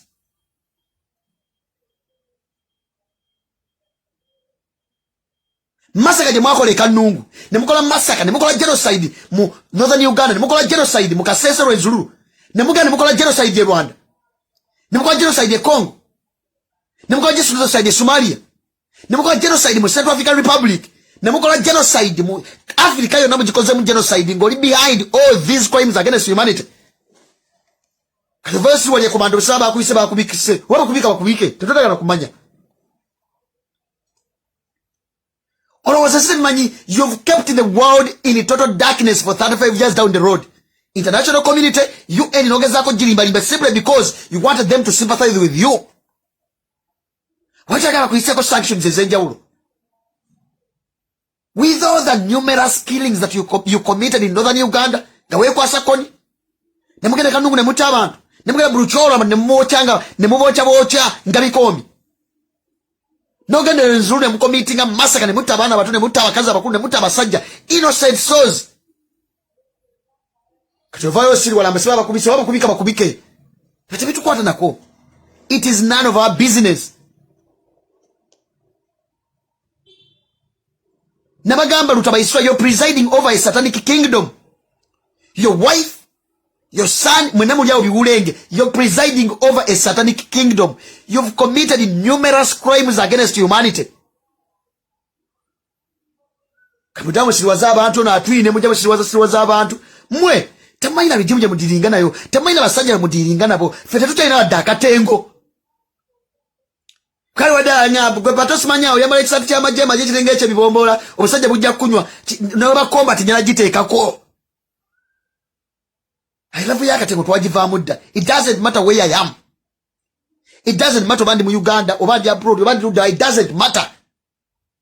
I'm entitled to my personal rights. Ngasi this no ganga Uganda. Kana ebisala bya malise, ebisala bya propaganda, ebisala bya blackmail, ebisala bya diversion, ebisala bya divide and rule, biwedde wo, tocha inachogaba na Uganda. Tuluzo nezo zikozesezza. They are exhausted. Tocha electoral mabana Uganda tumaze ku exposinga. No kuyatika divide and rule mu Catholic Church. No kuyatika divide and rule Basilamu. No kuyatika divide and rule mu cultural institutions ezenjawo. No kuyatika divide and rule within different parties. No kuyatika divide and rule mu organizations ezenjawo. Your time is no more. Tuluzo nazo badokozesa. The reason as to why you're panicking, the reason as to why you're operating in a panicky mood, it is simply because all the tools that you've been using to impose yourself on Ugandans, they have been exposed to the extreme. They have been extremely exposed. Tachana choga bana Uganda. This tachana nasawa ya kusanya kati. Muteka bibozi bya moloza tuga to driving okwe no way. Tocha ine songa nyingi nyezo kwa addressing serious issues. Banagala bali mukufira makomera banagala bali mutocha chemba zero banagala bali mutingirwa bali nako rucha be mutigembla every single day. Kutuka kuda kwa propaganda mugomuliko mali serious ekisirisiro ebyo no way. Watabira ko bagana kutisa tisa. Kubanga ekisoka eno move mujikola ogeza expressing every single dissenting voice. You're trying to suppress the dissenting voices. You're trying to suppress. Amanowazi ko nagavamu information egeza ku exposing locally and internationally. Agavamu angles ezenjawulo. Kandi mwagala okwata kwata abana mugaso mukwate kwata mu blog mu mwateka mu kibuga Kampala mugezeko kanga abana bali mu struggle bavuga cause yennyini ogeza okubalowozesa nti singa bayongera maaso n'okwogera n'amaloboozi agali voko mugenda kubanywa lutabayisirwa tuchimanyi. There is nothing like constitutionalism in the country called Uganda. There's nothing like rule of law in the country called Uganda. But I can assure you, we are entitled to our freedom of expression. We are entitled to our freedom of association. We are entitled to our freedom of speech. You can violate all these rights. You can tarnish them. You can crush the constitution as you say that it is a piece of paper. But I can assure you, we are going to die fighting. And at the end of the day, we must achieve our objectives. Sisa ya kanga atino je kubuzindalo eno generation tochaji kanga ebyali byaguli omulembe temukyane ko mukanga mukefuna abana generation ngatabachya ingata cyali kucyabi duma mudde ku basilamu mutigimbule mudde ku bana bekasase mutigimbule mudde ku bana bacholi mutigimbule mudde ku bana abali mu ekalungu mutigimbule mwe gwanga Uganda mulina mu stake ki omunagano mulai naja atalina stake ki amidi shokwate muna bana Uganda muli banyarwanda bavelinga mujanga mpommoza mu gwanga Uganda mulina mu stake ki omuntu mulai naja atalina stake ki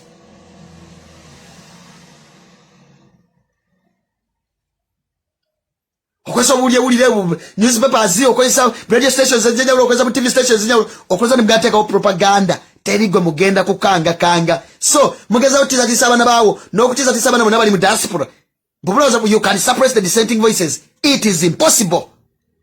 That is an impossible dream. Death is inevitable. Death is inevitable. Time is going to come and you will die. If you're dead, you're dead.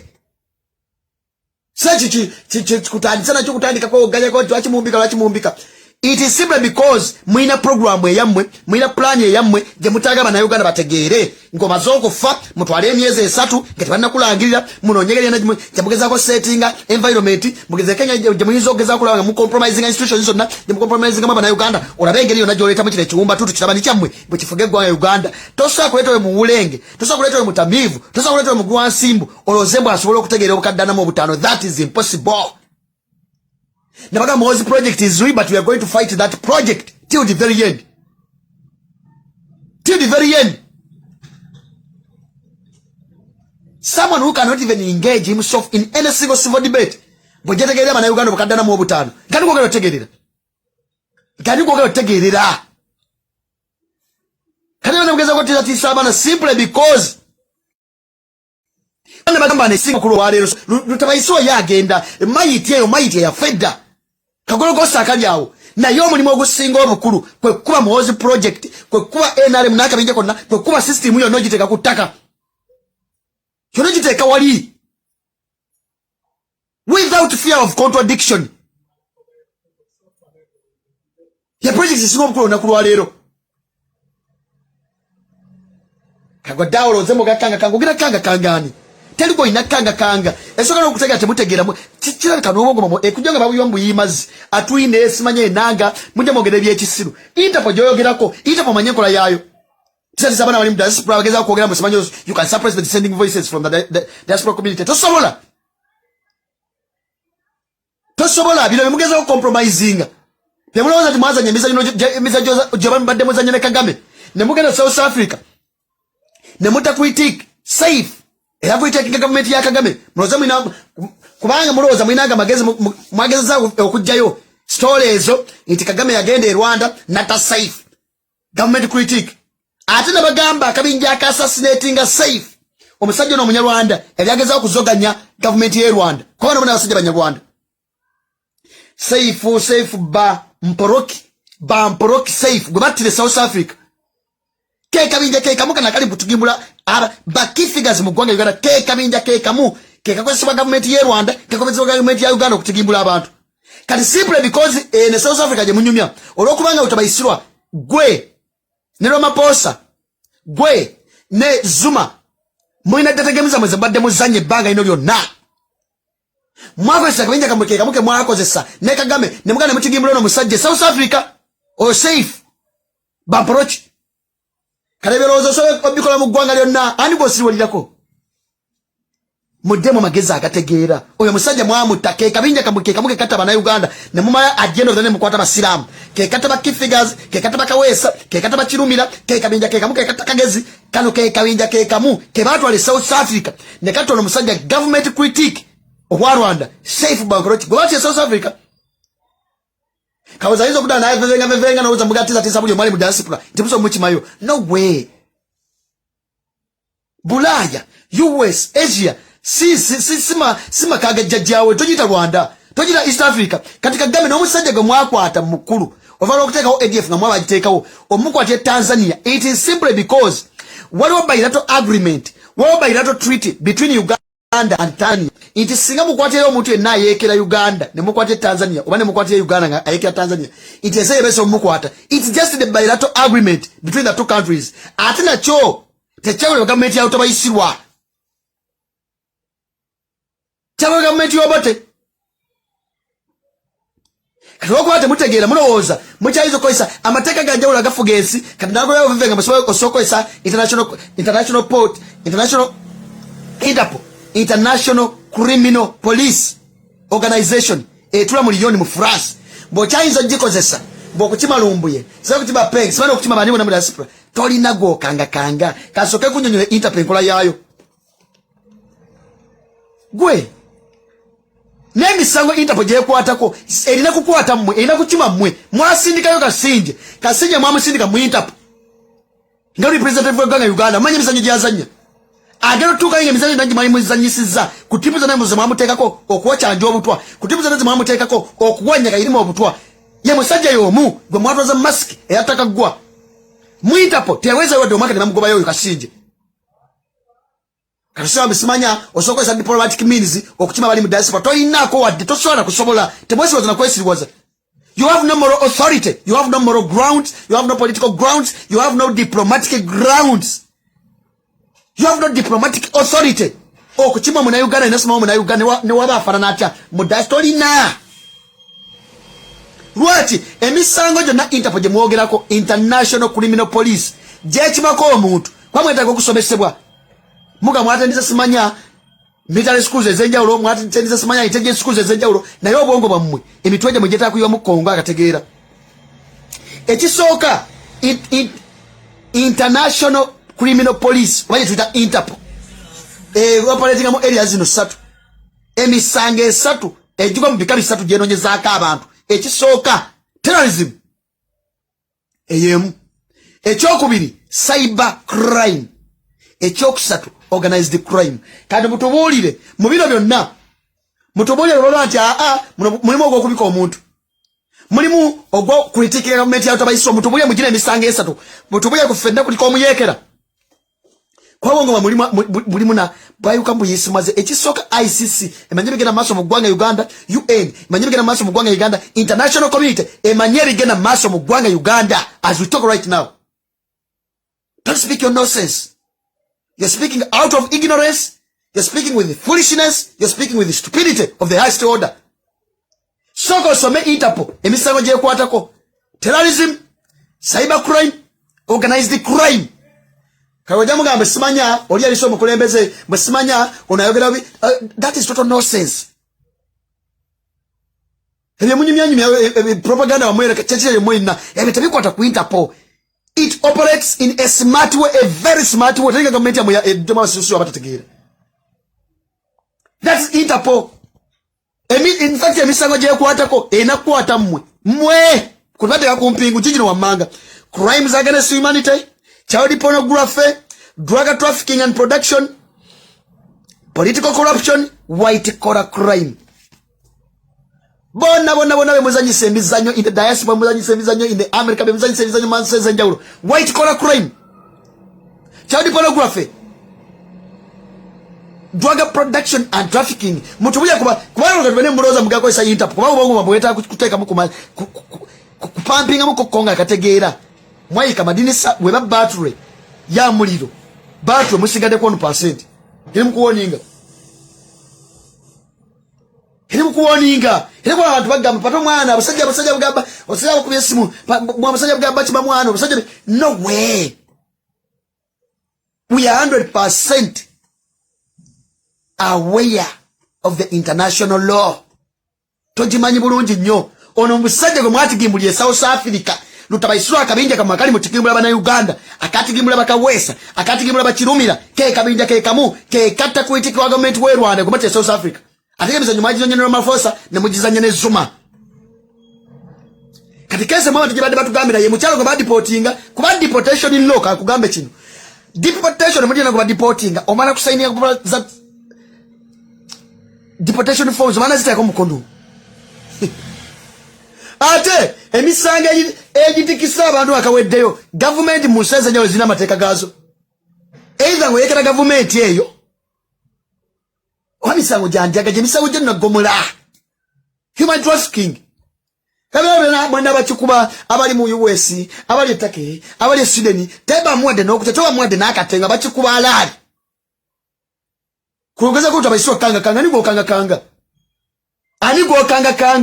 toward the end of the day tuchimayi mwana nema mafia mu state mwina mafia mu diaspora but we can even give you the addresses where we are tena mukabuga tisa Interpol no kunonya mwe. You've committed numerous crimes against humanity. You've committed extrajudicial killings for down to 35 years down the road. You've assassinated people. We are going to critique that government. We are going to fight with government till it is no more. Because of international law, because bateka program ya asylum seeking musiona lwaki kwaba kimanyi ekino byonna mbegeza okola kyebayita political persecution. You're persecuting someone because of his or her political views, her political affiliation, her political association. Kati ya byonna eseri manyi nafe tubimanyi kyemugeza okola political persecution na yesi yali ekimanyi.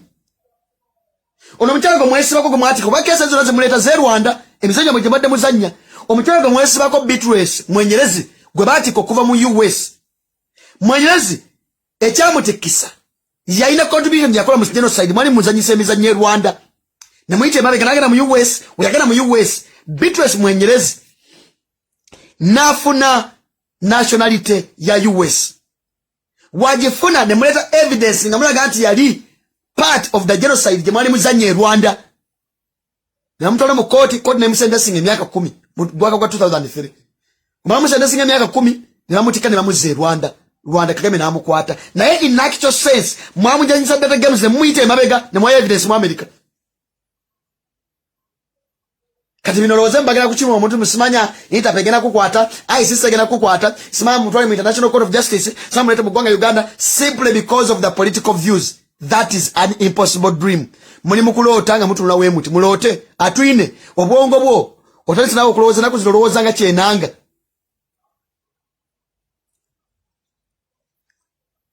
Lwacha mintu wamukimayo mwesi wala amini ngati wamukima amini yalina moyo gwa gonga ali muna Uganda waweza kugwanga Uganda however much ezi yali mutaminga nga notorious dictator lwachi afira mu exile. Lwaje bote yafira mu exile. Wanono wesiri wazanga gunya mazoko exposing Dr. Chinji amazoko exposing ne muga mugala mutika ngaro mutika nga Chinji kemekera wesiri wazensi Chinji yakwa exposing ebyabugaga binayi mubye mu gwanga Uganda esi Uganda batu bane mutigimbude Chinji wamalo be exposing naga kwesima ku president noga gana mutika omujiji ali ayo mulete mu gwanga Uganda ngato Dr. Chinji ngato mutikanga mekera wesiri wazabana Uganda bilane ne muka muga tisa we tetugenda kutyade nakatono Techaruwa di nakategwa dokute nakatono. I repeat, lutabaisua olina kwatibwa atwine muwazika ni Rugaba muina kwatibwa as early as yesterday because you've committed numerous crimes against humanity. Bano Interpol bekwata. Bikampuni bya company wateka mu gwanga Uganda bitwa alabane through child trafficking. Human trafficking. Mmatwala mu Middle East, mubayise Kenya, mubayise Russia. Kata muli ku bantu abogera obwogezi kuno mwalo njiyana unamwaka nenjegera obwogezi. Mugaye musimanya Interpol nonsense. Interpol ina beno nyamwe yetagano kwata. Mwe yetago kwata as early as yesterday.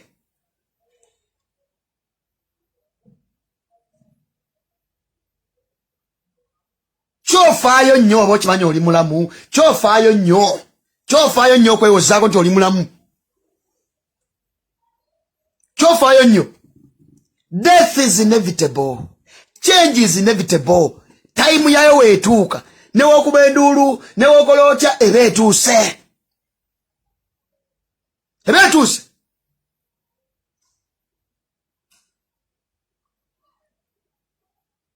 Nebaga ono kaine rugaba, mugere bugenzi kugundi ku Wikipedia ye. Gero sababu sozi kumukozi kaine rugaba. Ensema nyolede information yo Nigeria ebiko bazze bakola abantu bazze batta tocha bazze bakola abana bebali mukutya makomera byonna bali mukola ku bana abantu bane bazze batugumbula. The world is 100% aware. 100% aware. Kati mwese bakubantu stop running ako government. Lumbiye kwa muliko tarwani akawade chitowe cha government tana the ministry ya headinga ta implementing a budget yonna hatade ko si walembo bichi teli na kanga kangibwa teli tugena kwa expose ya government ya utabayisirwa okutuko kubusa abantu okubategeze bene biko byonze mukole myaka 13 naga mwina radio station ensuka mu bibiri mwina TV station ensuka 15 mwina popula za mawulire mwina mu media bonna. But why should you fear a single platform? Why do you make attention? You control the media. When I'm going to international media, you control the radio stations, you control the newspapers, you control the TV stations. Propaganda. But why do you fight?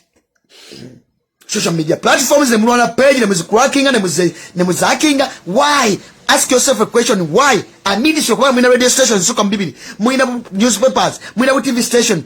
Where was the Mnaigane Chibuzo? Why would they be fighting? Social media platforms, why? Is there a desert? Why? It is simply because zibe exposing and ezubusa bana Uganda babusi tebucha ina mubalimba but TV mu babu vako police station babu vako ko baba timanyi mubalimba bulimbi.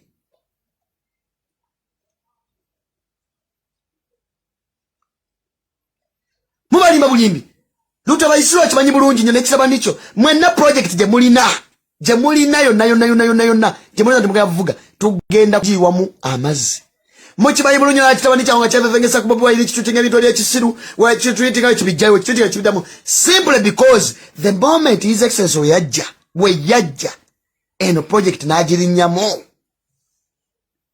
nzego newunya kufa kwa gundi newunya kufa kwa mwala wanjuba kufa kwa mwala wanjuba waliwo tumwine waliwo tumukunde waliwo besije neze kisazi yaliwo entangabo ngalo ne mukyala wa Sale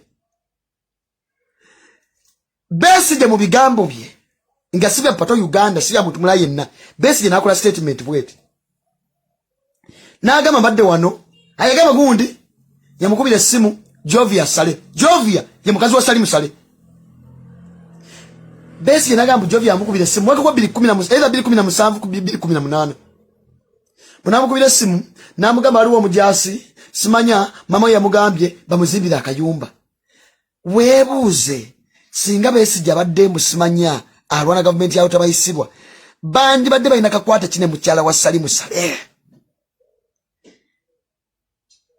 Salimu Sale yandi badde akubira tebesije simu ne banyumya Jovia Sale bana abanyaguludde gwanga Uganda ditusa ku 0 yandi badde akubira kibesije simu nga amunyonnyola ki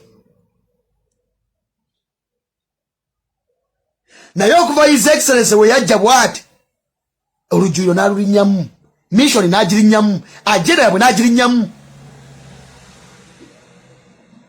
najirinyamu katera mission yoko eliminating his excellence oba chagwe nsetamu mission yoko mutta toza nti aliyevuddewo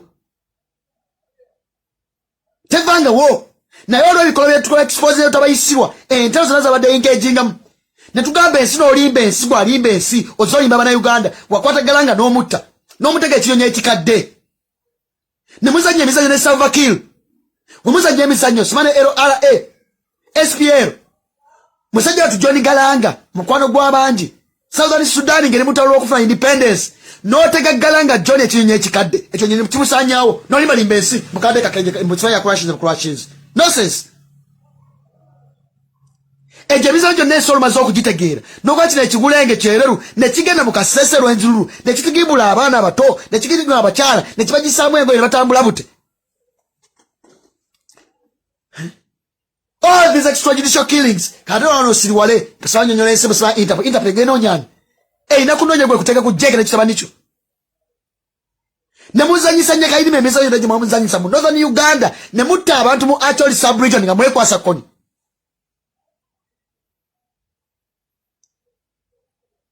Nemutta abantu abenjawulo.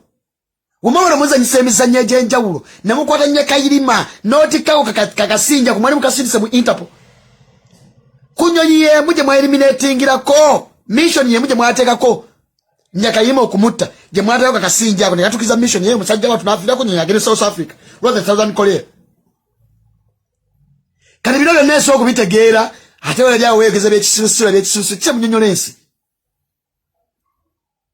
kije munyonyolensi ebirimo byolinda bana Uganda wakwata n'otwala dwalu n'omugamba tekazinya mu eliminating nemusettinga president nti buli yenna abadde aduumira amagye buli CDF mulina okumweliminatinga mumugye okubanga agenda kubeera threat eri mu watch project nemugamba buli muganda yenna ali mumagye nga is a senior colleague mumagye nga tukala general ali kulanka eya lieutenant general mulina omweliminatinga kubanga agenda kubeera threat eri mu watch project olwokuba muntu yali abazanyira emizanyo yamu nemulekawo nekata akyazizanya nemweliminatinga kazini amwamala mweliminatinga buwulire ensi dwalwali luddawa nemugamba kodi process ambu kisaba koche msalide emyaka 14 dwalwali luddawa ali mukomerera luzira ddala ali mukomerera luzira nyonyola abantu kati munasiriwaza abantu poto at the end of the day tumanye ani ayogera propaganda ani ayogera malisi twagala tumanye ensi etegeere nyonyola abantu dwalu wamala omwezanyisa emizannyo n'attajja kazini general kazini dwalu sawa zina ali luddawa addala gyali eruzira gyali eruzira gyali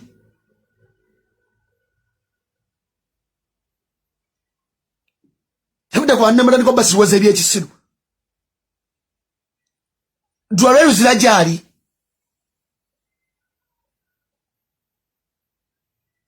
nemukwata kabinja kamwe kekamu criminal elements eziri mu SFC nezikola attempted murder assassination yakatumba amala yagendamu muwalawe n'omukuumi we nemudde ku basiraamu nemunyenjebula sawa zino muleseko munana mu kooti mwaseeka bawere 10 pichipichi ebbiri buli pichipichi yaliko abantu 10 sazino mu kooti muleseyo 8 waliyo 8 abakunikiriza mu 10 tabayise wavayo n'osiwa musimanya mwattako bana abakunikira mu 10 mwabali amaanda ne mbasaanyaawo njagala okubuuza pichipichi zina ebbiri ze mwatayako bacriminal ganga bammwe bacriminal elements bammwe ne musiriwaza ensi zaali situdde abantu bameka okudde ku basajja battu bakamaadi okudde ku basajja battu bayisa okudde ku basajja battu bakarimu bamuza okubaddeko bayenjanga ebiyenje tebalina siteeke mu ggwanga Uganda omusiraamu talina siteeke mu ggwanga Uganda omwaka gwali gwa 2010 ku final za World Cup wakati wa Spain ne Netherland mu gw'omusanvu it must have been 11th ne mu gw'omusanvu ga 2010 ne mutega bomu ku Ethiopian village ne mutega bomu ku Donald background ngero onoonya engeri yonna gy'oyinza otwala presidential mu Somalia naye kwasa Basomali nomaliza at the end of that enkeera ne muyola basiraamu Abasomali be mwaloola bakyali eruzira be bateka bomu ezo kamasiriwaza abantu bakyaliyo ne bana Uganda ne bafiirwa obulamu bwabwe ne tufuna bamulekwa ne tufuna bannamantu ne tufuna basema mwe ggwanga Uganda no muliriramu siteeke ky'omuntu omulayi na gy'atalina siteeke kana muli amuvevenga musimanya ogera kujja ani ogenda okujjako obutuuze you're not Ugandans you're not citizens of Uganda neither by birth nor registration temuli bana Uganda nawe no muvevenga musimanya ogenda kujjako omuntu obutuuze gwe ngani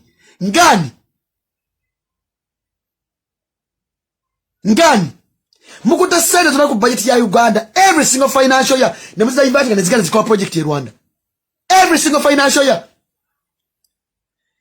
nena wa munyalwanda yajja nga tulina kolina nogira mu busapatu mwajja mu pale za bituli bana Uganda yabayamba sasa novevenga mugaya kujja ko mu citizenship ngani kumwanna ku banyalwanda mmwe muhozi kaine Rugaba simasa mu kutesa kataha Museveni mazinga kuita muzayi mazinga nakuzi kumwenani asobola okulanyawo osobola okunya enkole n'otubulya omutuba gwe guli ogwankoleyo Toina wadda kataka ka eke mu gwanga Uganda okujja kole mubye. Toina wadda katundu kozalibwamu. Tolina wadda wova mu gwanga Uganda. Nawe venga musibayo so kujja mu citizenship. Are you stupid?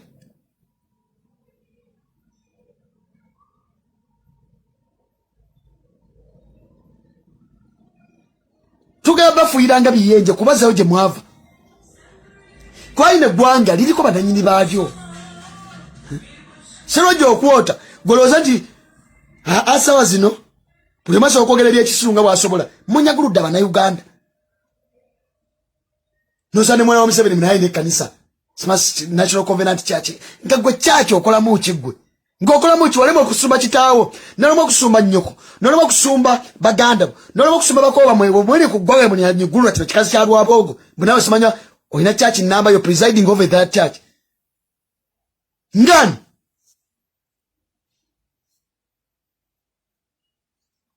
ate bano benanga simanya atine njagala mbagayo tabayisota bayina muwadde interest name otherwise abazanyisa emizannyo gye nemujye nemwogere by'ekisiru mu kamera nemujye nevevenge by'ekisiru at the end of the day grabaniza eliminating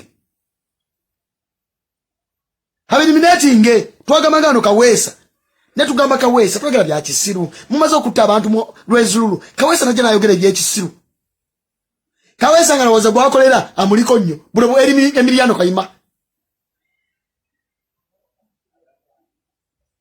Tebujja mutandika kajja okusoma kuzika kwa Kirumira bakatwa tekalinnya na kulinnya Kaweesa nayogera by'ekisiru amaze okutta egundi abantu wano mu Kasese namala ku ground yaliko yene kyereru nekiro kimujenyi ekikuulya ebikogenda mu police Kaweesa nayogera by'ekisiru byonna netumugamba basajja bagenda ku eliminatinga bantu mukoli yangu oli Muganda Kayibula akutaddewo mbu akutaddewo awo ozanya mizannyo tomukolera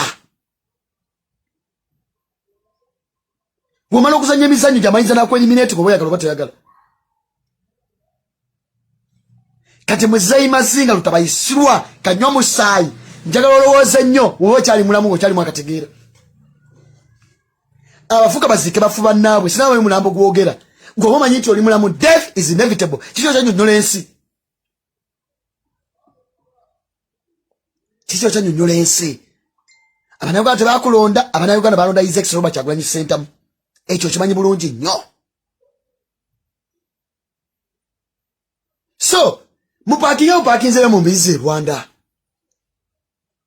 manya abantu bangi nyamanya Rwanda abayina passport za Uganda Abanigeria abayina passport za Uganda Abayindi abayina passport za Uganda nga tebazalibwa mu ggwanga Uganda abantu okuva mu Asia nga mwaba obutuuze mu ggwanga Uganda they are not Ugandans oteku munayogala jeme musamaga kumujja kwa butuuze kaliko siwolirako Kofenna tuli bana Uganda bazalibwa mu Uganda abali very proud of the country called Uganda teli gogena goba mu ggwanga teli nagoyinza kutiza teli tegoyinza kutiza whether someone is on ground or someone is far away from Uganda whether someone is beyond the boundaries of Uganda we remain Ugandans teli gogena kutiza so ga kwesa diplomatic means ozikozese pasanyo tukimeyo ali wogera kukimayo tetukyalina dda akatenga akalimu adde okutya mukoze ebikolobera emyaka 35 mutigimudde abana Uganda mubye eggwanga Uganda mubye buli kantu konna muluutinze buli resource yonna y'eggwanga Uganda oba lobe exposing mwina TV station mwina radio stations mwina empapula z'amawulire obulimba kale bwetuba twogera bulimba mu byerezinge bwo aze siba mbagamba one single principle that I respect is the principle of time. Time being the best judge. Being the best judge.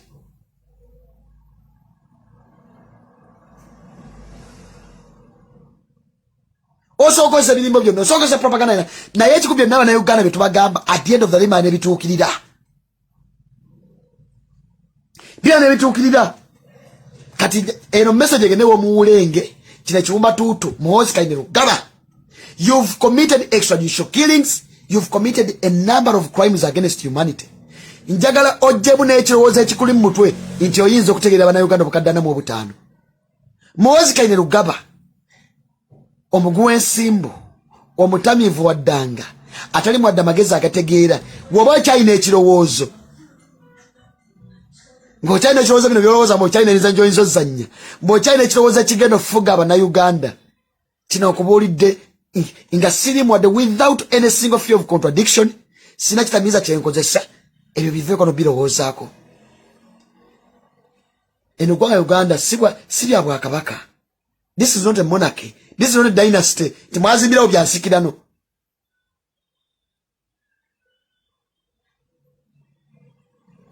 Byana byoza bizajoza yabisaga kutimani. Teri kugenda kanga. Mbagambye tusana ba address we tuli. Yangu address wendi. Patoko yambale chibombole usajja nayo yambale chibombole ko usajja onodda wano. Ere ggwanga Uganda lyaffe. Tetugenda kubeera mu wadda akatengo. Tugasiga tubabya. Tugasiga tuba exposinga ebikolo bina byemukoze emyaka gina 35 ne plan zonna ze mulina all the evil ways, all the evil plans, all the demonic plans, all the satanic plans, all the plans of darkness ze mulina okwexecute ku bana Uganda. Tugasiga tubusa bana Uganda. Handigo kanga sana ona atwino vivayo gere byekisirusiru. Mukutabana muri mbati gumula, mukutabana muri mbanyi gansigo, mukutabana muri mukukola buli fujjo lyonna uvyado swaliye ku bantu. Olwokuba mwina media, olwokuba mwina bo camera. Mwina agabbi agali mu government, mubya billions and billions of money. Banayo kana mbatadde ku bunkenge. Deti badi ne likwabo bantu balina amabanja mbatateke banja. You fail to deliver amidst imposing yourselves on Ugandans. You're operating with impunity. You're operating with arrogance. You're operating with stupidity. You're operating with foolishness. You're playing all the data games. Kwasemwe kuba gwe mutisa teligwa muyinza kutisa ezo statement muzikoze tumanyi emu kubisho nye kwasaba ne matulugunya kwekulanga mumenye emitima jaba na Uganda kwekulanga mumenye emitima jabo nabali mu struggle bageza kuvuga kine kitu teri muntu gwe mugenda kutisa because we are 100% aware one of the tools, the effective tools that dictators use is to instill fear in the public. Dictator na ndabera mbolo kuteka okumba na Uganda kuteka otya mu bantu bobo kulembera dictator ina kyakola okulaba nga ageza ko suppressing every single dissenting voice, but we are 100% aware, we are watching whatever is taking place. Tetugenda kuba mwadde okusigala mwadde akatengo mwabasebase ku bikazi awo byonna byonna ebikazi mu byebasebaseeko biro byonna binata mu byebaseeko sibaba byebasebaseekaawo muzanyiza nyebe n'ebyekisiru bizanyo byamwe ne tubaleka. Mukutesereze gwanga Uganda, mukutesereze kuva mu lodi za musika ne muteka badani ku bana Uganda, ne mugenda bwene mukola investments, ne mugenda bwene mugula ebizimbe, ne mugenda mugula banka kusezenya ne mukyano ninga seze ne muteka ka ulisa mwe dabula ozatu dwana bana Uganda bali mukubona abo ne chane eggulu mukoto bits babu bilioni 5 mu 3 musibanya mutaddeyo nga COVID package haniko musiwalirako line gwanga mulina mu stake kimu abanyarwanda mwe omuntu bule inaja atalina stake. Lwaki muto be exposinga obate mulimanya Rwanda na mulimanya Uganda, lwaki muto baita abanyarwanda luto baiso wali mulamu lwaki otya okubika wali bade musango kyo kuyani okubika wano mwaleko kibozibozi kyamwe nabakubika namwika mu mubike kubanga mugezaako zimba strategy nga mugenda vuga ekintu kyamwe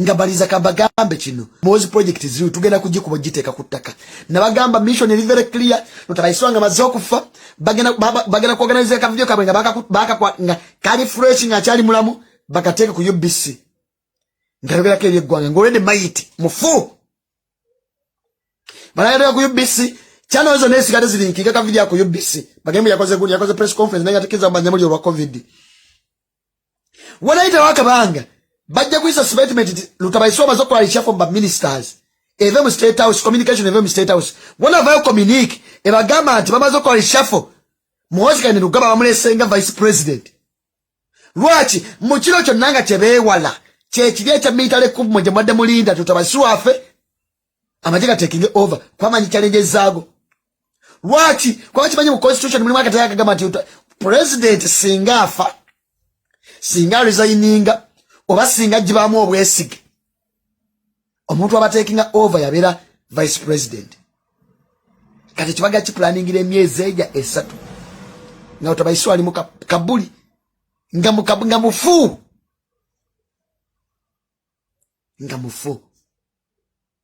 naye nga project eno yonna yakukwata kino ekiwulenge okiteeka ali mu ntebe kirowoozeemu kiyinza okwongerayo mission yabwe ya myaka 50 kirowoozeemu kiyinza okwongerayo kizanye emizannyo badde bazannya kirowoozeemu kiyinza okwongerayo ebbanga badde ku bannayuganda batigimbule badde ku bannayuganda ku resources z'eggwanga Uganda babbe naye akalina amaaso ejjinjo geno dironda nga kalaba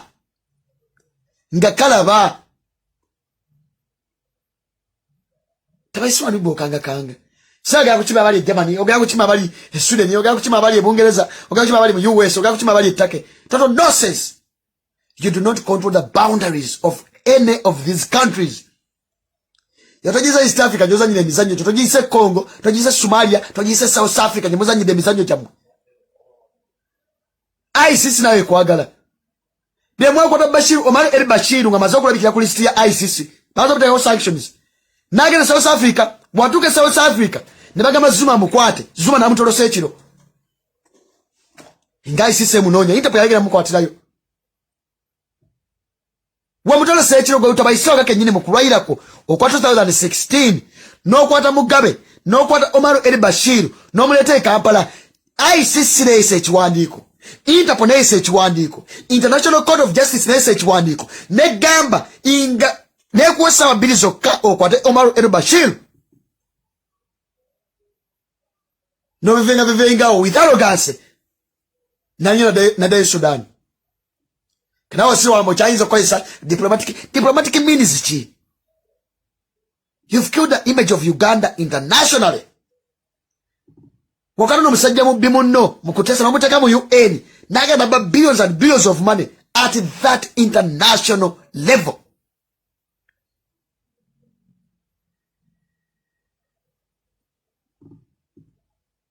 Kati ovena usiwalemba sifanya mwina diplomatic relationship na sichi hani kwa geno kanga bonna bantu ICC bali enonya International Court of Justice bali enonya bonna wabaita ngawe kapa ni bagamba bakwate no Uganda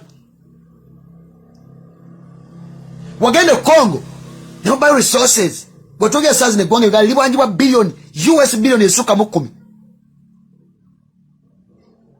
ensi ya kutegedde obadenga wesiriwaza nokwata bale nozanye mizanye Congo nozanye mizanye Southern Sudan noteka yentalo noteka yabayekera no man osikaba refugees no baleta mu gwanga simply because you wanted to seek for international sympathy. Kati ebe negwa ensi ya bitegedde bakumide bilimbe baga dene kwete wewe unyalache eggwanga Uganda kibabuza eggwanga Uganda dina resources zimala. Is it because utabaiswa is too much accommodative? Is it because utabaiswa is too much human?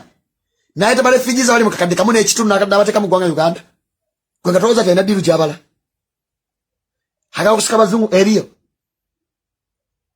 musi Africa gwanga Uganda yesinga mbale refugees abanji yet musazi yetu otete muli wadde utalo ulimu okujeko obutato badde batekangayo region yesinga okubeera blood mu Africa ye region ya Central Africa yesinga political wars economic wars conflicts na bichi Central Africa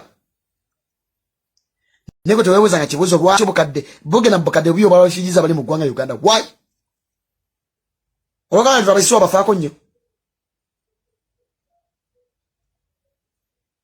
so muna Uganda wenna wolimba nkugamba zibula amaaso olabe temuna nawe nakwera liikira todde nawe nagamba biki lutabayisirwa ye time ye yaweddeko dda naye ffe tekuli agenda kubeera nakatengo teri muntu yena agenda kubeera nakatengo oba gutanya oba gwaka struggle ne weetesigala mu his excellency yokka agenda kugigusa lutabayiswa na buli kiwulenga ekyo na buli kiwumatutu kyo na buli musiru yenna omubbi eggwanga Uganda tugamba tubanga kagutteyo kubanga n'abanyarwanda bemwakulako ebikolobero ne mubatta mu genocide bamanye ebikolobero bino nga mwabikola Kagame ngali mu gwanga Uganda olukaye mwaluzi mane barejema ne mbata ne mbajjawo ebikolobero bino mwakola ku banyarwanda bakimanyi abakongo mwatigimbula bakimanyi Southern Sudan batigimbula bakimanyi teri isi yonna eiza ba political asylum Teriyo okujja Southern Sudan je mnagenda aba Southern Sudan bali bakiriza mu John Galanga bakimanyi nti gwe amutigembula